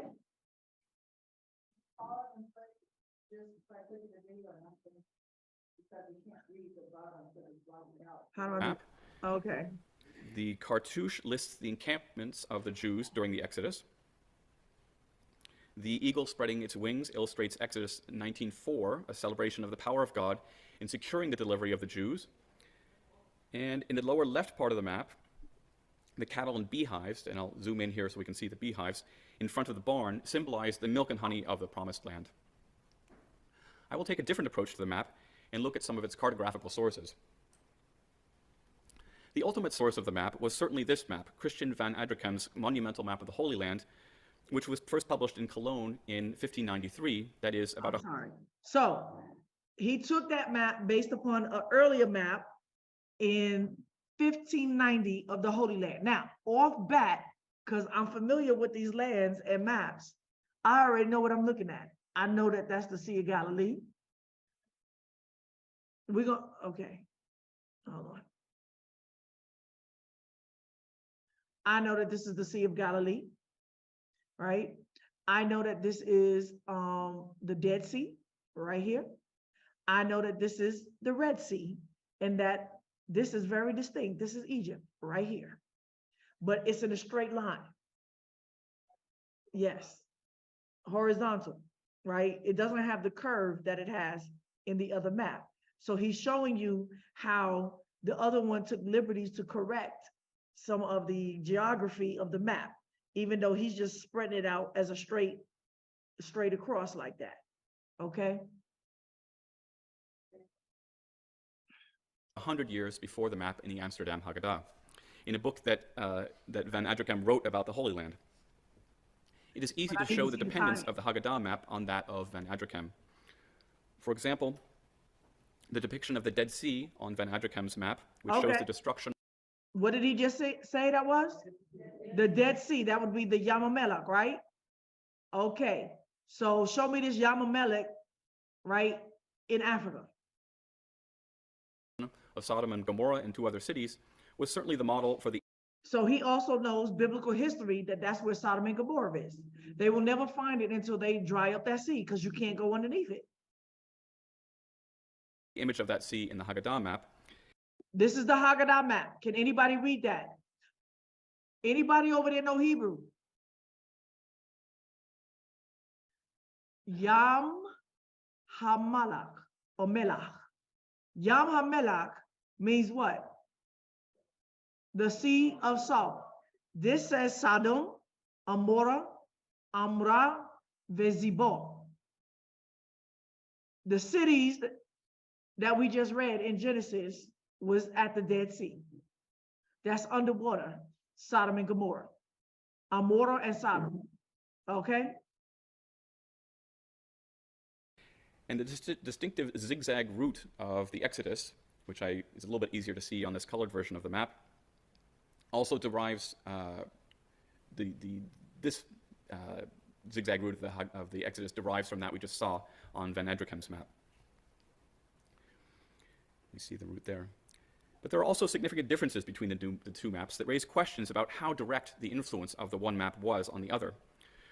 For example, Van Adricam erroneously shows the coastline from Tyre to Alexandria in Egypt as all running north and south. All right. What did he just say that was? The coast of Egypt. Egypt. While Abraham bar Jacob correctly shows the Egyptian coastline as running east and west. These questions about the directness of the influence of the one map on the other are also raised by reflection on how often Van Adricam's map was reproduced with various modifications, as we see in this chart. So these are some of the cartographers who published copies and adaptations of his map. So that raises a question of whether the Haggadah map was copied directly from Van Adricam's map, or, as I will suggest, from some of these. So he's showing that many people through time corrected his geography of the maps. Later adaptations. So what was that we saw in the lower corner? Egypt. Where's Egypt? In Northeast Africa. So that would explain why we see the personification of a woman in that corner depicting what? Egypt, that is Northeast Africa. I'll look at 3 elements on the Haggadah map. The first element is the depiction of Jonah. His story is told in 2 images. We see both from the belly of the sea monster 3 days later. There is an image of Jonah being thrown over the side of a ship on Van Adricam's map, which we see here in this detail. Where was Jonah thrown over from? What sea was he in?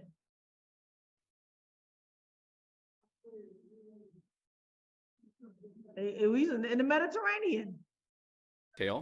But if we compare the image with that on the Haggadah map, there's certainly the 1630 Trichem. It shows the coast of Egypt with the correct orientation. All right. And is it likely that Abraham bar Jacob copied and the zigzag path of the Exodus? But in contrast with...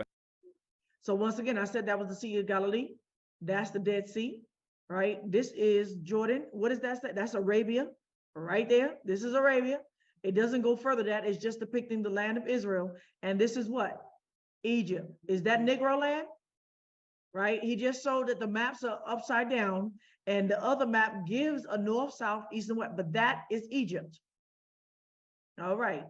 Van Adrichem, it shows the coast of Egypt with the correct orientation. And is it likely that Abraham bar Jacob copied the coast? So if this is the coast of Egypt, then this is what? The Mediterranean. Line from this map. Images of the ships on the two maps are not identical, but they are very similar enough to render it very likely. What does that say? Philistine, right? That's from somebody else's map. It's telling you that that's Palestine, right there. Okay. That Abraham bar Jacob used these ships as a model for those on his map. The third decorative element from the Haggadah map that I would like to consider is the image of a woman riding a crocodile in the lower right corner of the map who personifies Africa. All right, that's what he showed you. There's a woman on the lower right that personifies Africa. Well, where is this though? What did he just say this left corner was? Egypt, that's Africa. So then what's this? Middle East, okay. The appearance of an essentially naked woman on a Hebraic map may seem surprising, but in fact it shouldn't. Similar images may be found on the title pages of many Hebraic books, including Bibles. The personification of the continents has a long tradition, as we see here. And in this 15th century manuscript of Ptolemy's geography, a woman riding a crocodile personifies Asia. A woman riding a crocodile was first used to personify Africa on a world map of 1594 by Petrus Plancius. But as we can see by setting the two images side by side, Plancius's image, while similar, may not have been the direct source for that on the Haggadah map. A similar personification of Africa appears on the world map of 1596 by Jan Baptiste Virens. But again, if we set the two images side by side, they're similar, but not exactly alike. The source that Abraham bar Jacob used is in fact somewhat surprising. It was not a map, but rather the title page of an atlas, namely Gerard Mercator's Atlas of 1623. And if we set the images side by side, What he's saying is that he got that picture from an atlas. See that they're essentially identical. What emerges from this consideration of these decorative elements on the Haggadah map is a picture of Abraham bar Jacob creating his map on the basis of extensive research, drawing elements from multiple sources, including multiple maps that relied on Van Adrichem's influential map of 1593. All right, I'm gonna stop right there. Let's move forward, right? So we clear what he said, right? He just showed that most maps from the Islamic maps and then this Hebraic are all upside down, that they show south opposite, right? And then he said that this map is in Hebrew. He just showed you the Sea of Galilee. He just showed you the Dead Sea, and he just showed you Africa as in Egypt in that corner, right? Okay, so first let's go to the map. Let's go to the map and let's see what we're looking at. Right here. We're looking at this coast upside down right here. This is what he's showing you. This is Africa right here, and then it bends right here, and he's showing you this whole coast. Where's the two waterways that he's showing you? Right there. This is the Galilee, and this is the Dead Sea. Right? Turned around into what? This is Africa. And if it's upside down, where would this be on the map? It would be in this corner right here. Huh? I don't think so, not completely. All right, well, I can't twist it upside down, but we don't need to, right? We don't need to, we can clearly see. And now we're gonna go, so we finished with that, right? We finished showing that he was lying, that the man never said that this was a map of Africa. It only showed the corner, which is Egypt, right? As Egypt, as in that corner, and that the rest of the land is Palestine as we know it, right? The Middle East, right? So he talks about a Haggadah. Let me go back to, all right. So I'm back. So we heard his lies. We can clearly see it, but I'm gonna go more in to re-educate you on the truth, right? The Haggadah is the true land of Israel. First of all, what he don't understand, he said that the Haggadah means law. No, the Haggadah Map is called the Haggadah Map because he included it in what he called a Passover Seder, Pesach Seder. Every Pesach Seder does a Haggadah, and it is a commandment in the word of Yah, right? So, moving forward, the first lie is that he tried to make Haggadah say AGHADAGHADA, AGHADAGHADA.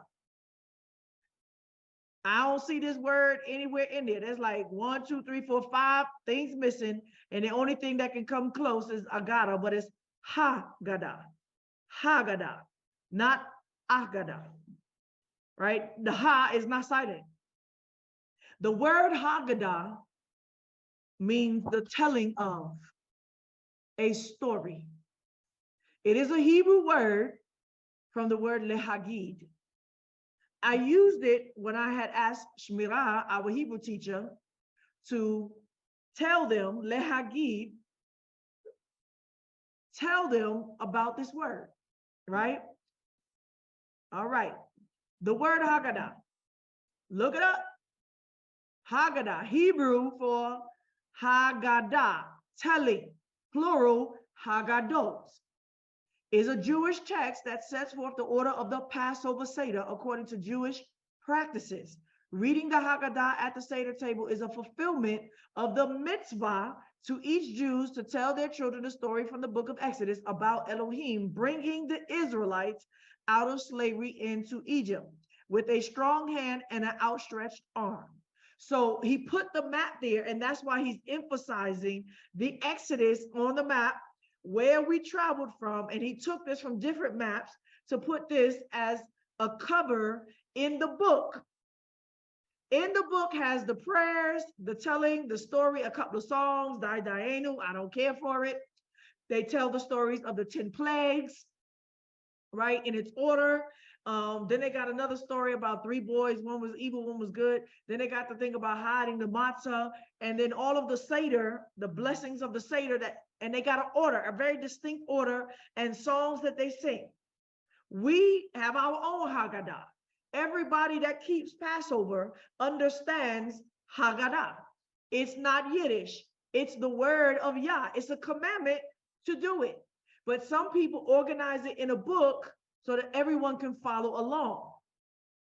And when you put the book together, you put little pictures and right? And so he decided to put the map there, demonstrating in the telling of the story how Yah brought them out of what? Northeast Africa into what? The promised land. Through what? The wilderness, okay? Haggadah does not mean law. Now, this is the book, 501 Hebrew Verbs. I didn't bring it up here, but on page 395, this is from my book. Okay, bring me the book, yes. It comes from the word nagid, right? Okay, that's the bookmark. We can see it right here. All right. So you know that I'm not making it up, right? I'm not over here copying and pasting falsehood. This is the book right here. Yeah, that's the book. Hebrew verbs, not Yiddish. Hebrew verbs. All of this comes out of the Bible. And you can see here on page, I don't know if you can see it. Can you see it? I can't see it. Okay, let me help you out. There we go. Page 395. I'm going down into the verb Nagid. Same thing you see on here, right? What does it say? Tell, inform. Note, past and present are literary, right? It means the telling or informing, to tell a story, to say something. The other word that one might use for Nagid is lesaper, right? To explain or to tell the story, lesaper, right? Tell the book. Or lomer, which means to say, to say. So I'm going to show you the scriptures where Yah says to tell, to say, and to speak, right? So we can see that the word in present is magid, magidah, magidim, magidot, right? I'm telling as a fee, I would say ani magidah. But if I wanted to say to tell, I would say lehagid. Now, what do we see here? The infinitive is the shem po'al, lehagid, to tell. But the shem hapo'alah, how does that translate? Shem hapo'alah. Okay, so the word here is, let me find it. Here we go. Shem hapo'al is the infinitive, lehagi. Shem hapo'alah is the thing that you're doing. I don't know how to explain that in English, right? The girund. What does that say? Anybody knows Hebrew? Haggada. That means the telling, the saga, the tale, the story. So one is the act of the thing. The thing is the Haggadah. Okay. So we can see here that the word Haggadah is when you tell a story. Lehagid et ha-Haggadah. Tell us the story, right? Tell us the tale. All right. So that you can see it close up. Haggadah. Telling, uttering, or the saga, or the tale. All right.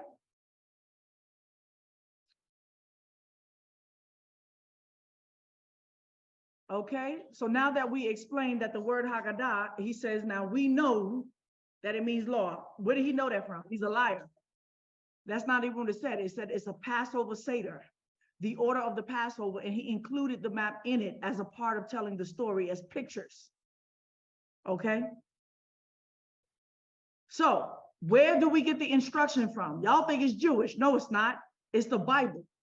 From Exodus 13:8. And you shall tell your sons on that day, saying, in account of, or passing, right? The word is v'hagid lebana be'yom hahu le'amar, and to say be'avur, in your passing, in the accounts that had happened, what had happened, right? Of what Yahweh did for me when I came out of Egypt. That makes sense why he would put that map there of the Exodus, route from Egypt into the wilderness into Israel. The word is past tense. He got it, Ta. Let's go back. Let's see.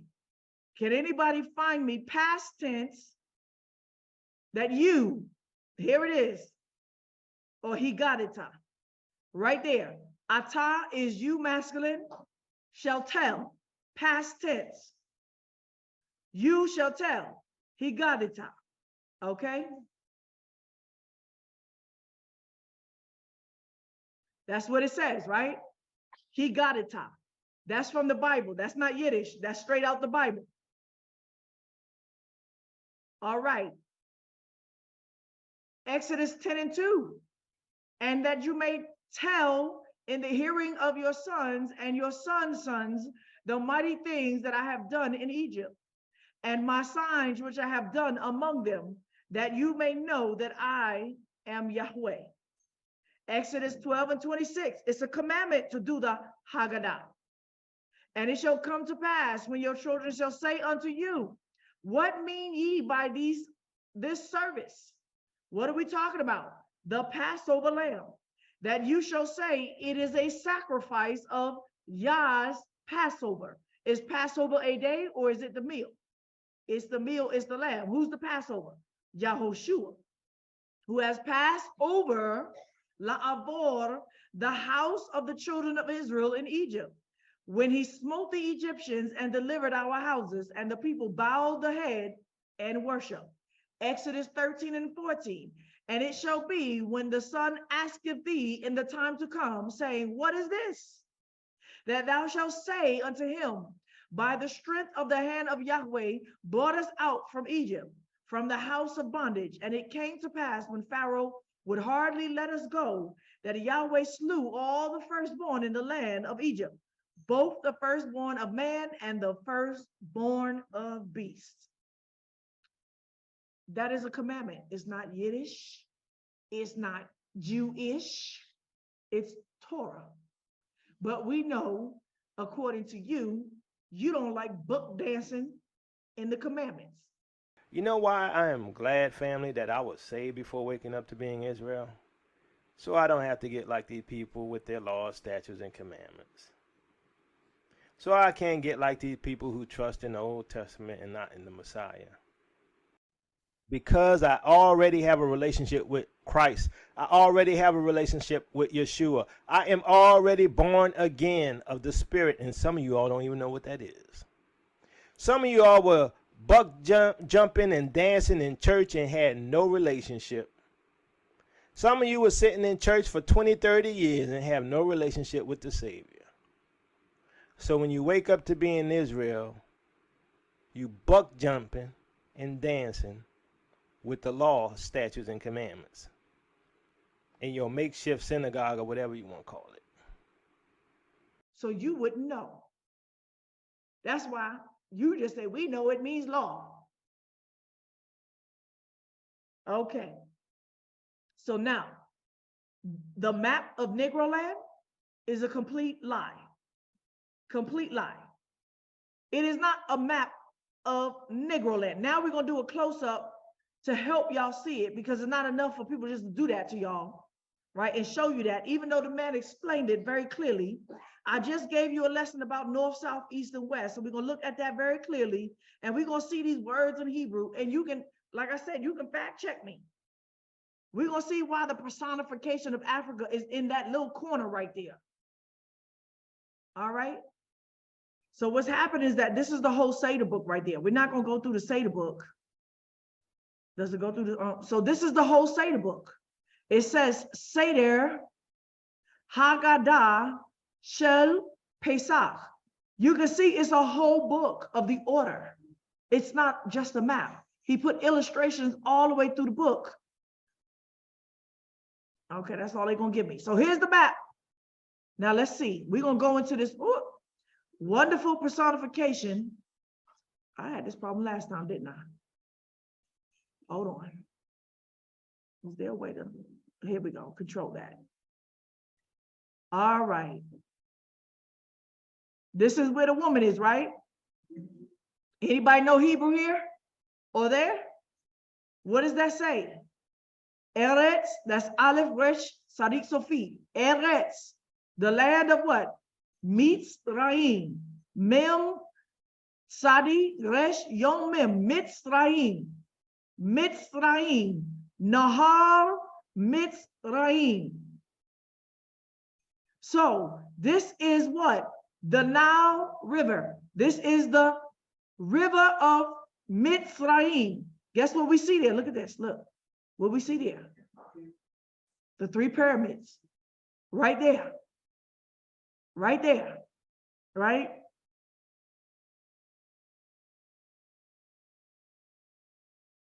Let me come out. So you can see that this is the Nile River streaming out into the Mediterranean Sea. All right. So now he details what? What does this say? This would be what? Yom Mem Suf. Yam Suf, the Red Sea. Yam Suf, the Red Sea, right here. This means what? Mem Dalet Bet Resh, Midbar, which means what? The wilderness. This is what? Sin, the wilderness of sin, according to what they believe, right? Midbar, wilderness of Shur. All right. This is supposed to be the path of the Exodus. I don't know if I believe that or not necessarily, but it's neither here nor there. We know that they came out of Egypt, crossed over a Red Sea. That's why I said, I don't believe it was the Nile River. I believe it was this sea. Now they keep saying the Nile River as far as, well, that's a salt sea from the Suez, right? That's a salt sea, and Yam Suf means what? The Sea of Reeds. Well, I'm going to go into that as well, but let's finish the map out, right? Now we're going into what? The land of Israel. Anybody? This is where I used to live, right? Anybody know what that says? Ashkelon. Ashkelon. Do I have a picture of me in Ashkelon? I'll find it, maybe, right?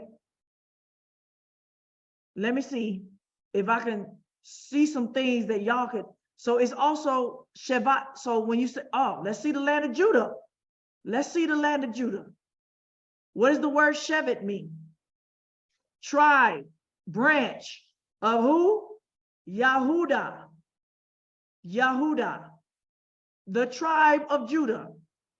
Let's see. Where's the tribe of Judah? Didn't we just look at the tribe of Judah? Let me see if I can find Jerusalem, because Jerusalem is somewhere in here, right? But it talked about the borders of what? The sea, right? This is it. I can't really see his borders properly, but let me see. I know Jerusalem is somewhere in here. Let me find it for you. All right. Shevet Benjamin. Here we go. So it's between, and it just told you that, right? That the land of Judah was bordering the land of Benjamin, right? There we go. Here it is. What does this say right here? Let me do a close-up. Yerushalayim. There it is, y'all. Yerushalayim. Huh? Jerusalem, right there. Tevet, and so right here is on the border of what? Tevet, tribe of Benjamin. All right. Let's see. That is the Salt Sea, where he said this would be what? Jordan, right here. And what tribe remained on that side of Jordan before they crossed over? Reuben. Let's see. Here's the Dead Sea. This would be Jordan right here. This would be Jordan. And this says what? Yam Hamelach, the Dead Sea. Where's Reuben? Reuben. Shevet Reuben, right there. Right? All right, I told you, this was my other hometown right here. We say the Sea of Galilee, but the word in Hebrew is Kinneret. Kinneret, which I believe means a lake. Yam Kinneret.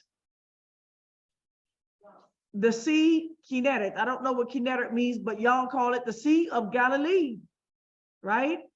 The Sea of Galilee. Shevet Naphtali, Shevet Zebulun, Shevet Issachar, Shevet Manasseh, Chetzi, right? He's a half a tribe. Shevet Gad, right there. This is Gad. Shevet Gad. So what are we talking about? Reuben and Gad remain on the other side of what? The Jordan. What does that say? Yarden, right there. That says what? Yarden, Jordan. That's where we crossed over. That's where Lot went to on the other side. And when he went down, he didn't stop here. He went further down this way. All right. And there's so much more that we could point out on this map, but it's hurting my eyes. Let me see if I can see something. That's where we at. Let's see if we go further up. Let's see if we see Lebanon. Yep. What does that say? Hare, Lebanon. Hare, Lebanon.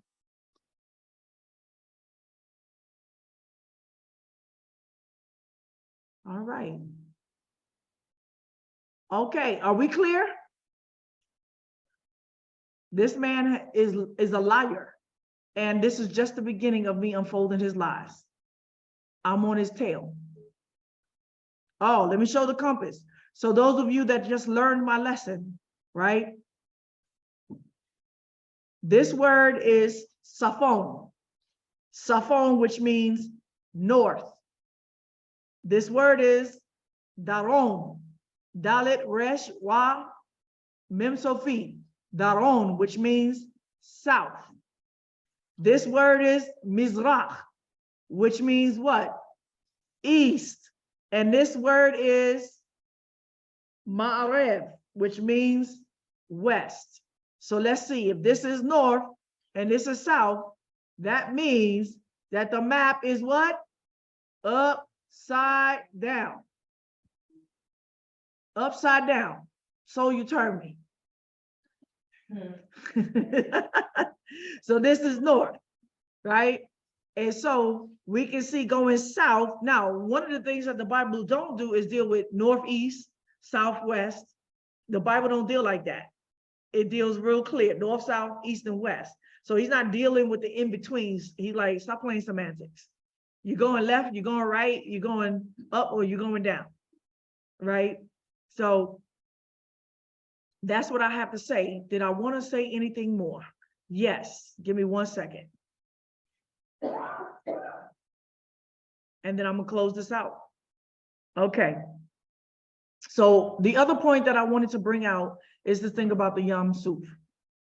There's much debate with real scholars about whether in the Bible and Bible prophecies, when he says he's going to split the streams of the Nile River, well, he doesn't say now, of the Sea of Egypt, and it says, and the Nahal, and the stream of Egypt, right? The Nahal means stream, which people interpret it to be the Nile River.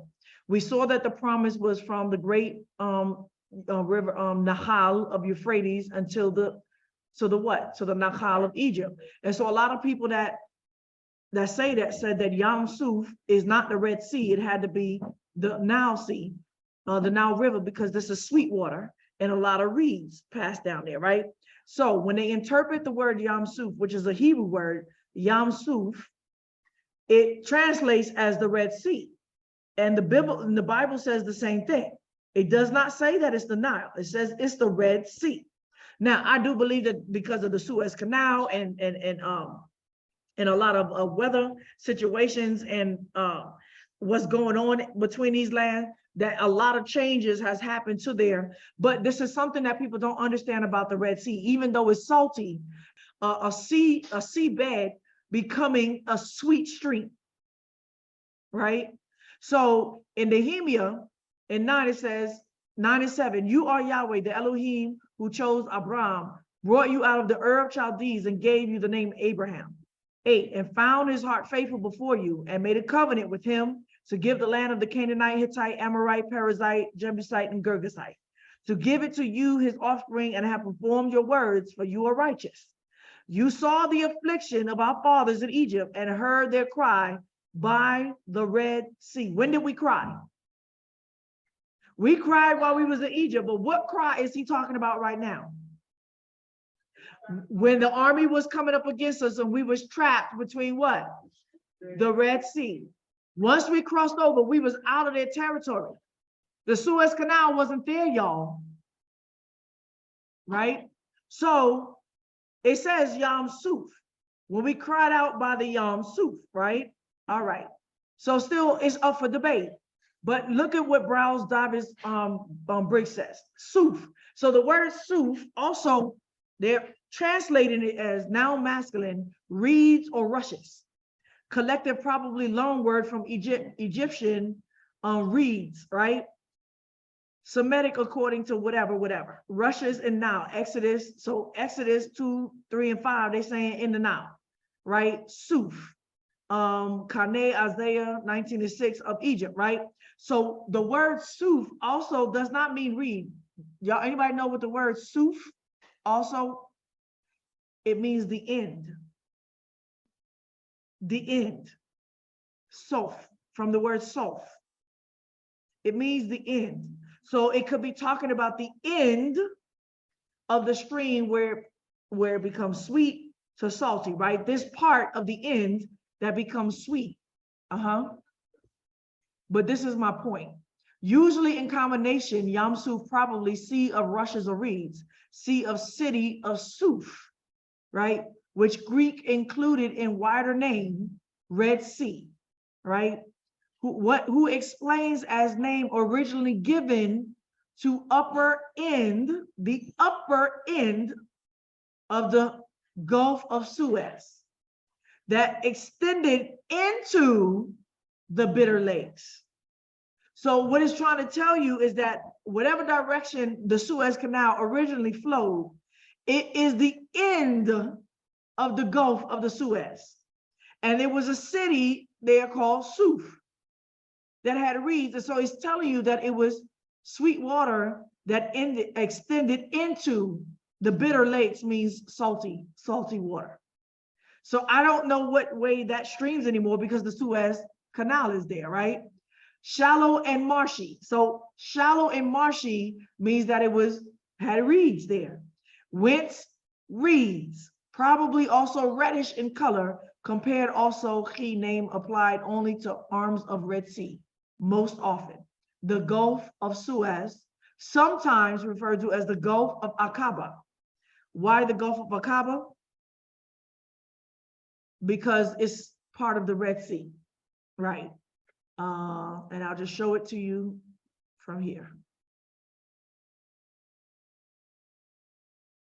So this is the Gulf of Aqaba right here, and this is the Suez Canal, but this whole thing is considered the Red Sea. And that would be a great river if this continued on like this, and this continued from what? The Jordan River, from the Euphrates. You can see how this is flowing, right? From this would be considered a river. The Great Sea, the river of Egypt that's going all the way down. And at the end of it, where they dug the Suez Canal, right here, would have been sweet waters, just like the Nile is flowing, sweet. And ended into, so you said that this is running from south to north, out. But this sounds like it's implying that this might be running north to south. I'm not sure. Yeah, well, they cut it off right now, so we don't know how it's running. That's, yes. That's coming from the south. This is coming from the south as well, but there's no stream no more. They closed it off, so we don't know how it's running. Now that smaller body, I'm not sure where that's coming. Right. And so they're saying that there was some rivers that became sweet throughout here somehow, some way. Somehow, some way. That was at the end in this location right here. Right there. From the Nile. I'm sure it could be streaming. Yeah, it could be streaming in. When you see little pathways of water and underground pathways, just like, let me show you the difference. The same thing here. Can you see the stream of water right here? It's going from above ground to underground. Now, why is it above ground? It's not. This is below sea level, and so is this. Why? The water is coming from where? From the mountains of Syria, Mount Hermon. There's snow caps in all of these. They go to picture right there. Right? There's snow caps. In the summer, that water streams down when it melts. Right there from Mount Hermon. This is one of the reasons why Israel was very keen on keeping a certain portion of the land from here, right? So that water, when it flows out, it flows into the underground pathways called the Jordan Valley, right here. So I don't know if you can see, there's water all through here, y'all.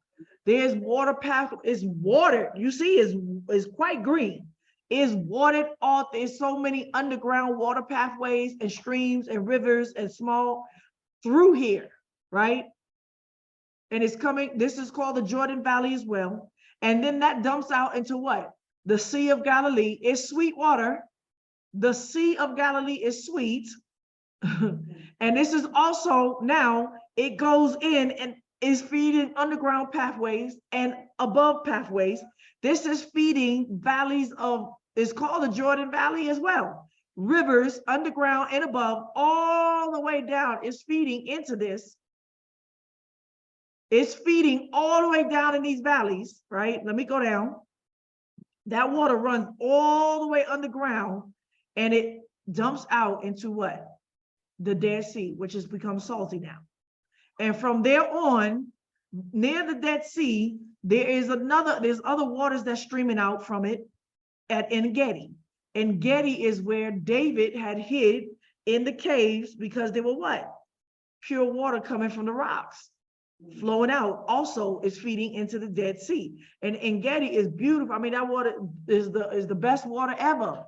Underground streams, but it continues to flow down and out into this river, into this Dead Sea. And now, of course, they're sucking it up and creating problems here. And that water streams all the way out where? This continues to go underground to where? Yes, the Gulf of Aqaba. That is also salty water that leads out into the ocean. Yes, that empties out into the ocean here. Right. Hallelujah. All right, so let me close it out. Okay. That was a long one. I might split this up in two. I might keep it together. I don't know how I'm going to do it yet, but please, Israel, think. Right? Y'all are fulfilling the negative part of our prophecy on a daily basis. And if we close to the time of the end, you got to know that Satan is, he's in a hurry to deceive the very elect. Now, of course, like I said, how do you got to try every spirit by the Spirit. But once again, people say that and they don't know what that means. They think that they can just call out somebody fruit of the Spirit because somebody got angry or something like that. No, try the Spirit by the Spirit is trying people against the word. Trying people against the word. And that's not quoting a quote here or a quote there. People are caught up on Jewishness versus Africanism, and nobody truly is going into the word to break this down the way y'all wrote it in a way that's educated, makes sense, and something that we can follow and learn from. It's our history book, y'all. It's a geography book. It's a prophetical book. It's a law book. It's the book. And everything that we need to know, I know somebody would get on me about saying that. Everything that we need to know for our what? Eternal salvation is in this book. Now, when I say in the book, of course, I always say you do what? Search the book. And you want what? Ask of me. For I come in the what? The volume of the book. So we clear about it. You still got to try the Spirit by the Spirit. Yahushua is the Spirit of salvation, but it's still got to be tried by the book if he came in the volume of the book. Not to say that they haven't made mistakes, grammatical errors, but it's nothing that Yah didn't do that he knew that if you truly search it out, you won't find the truth. There's some things that just don't need to be searched out that hard, y'all, because it's just stupid. So I'm going to end with this. Teotw is a lying bastard. He's a devil. Him and his brother is two coward bastards.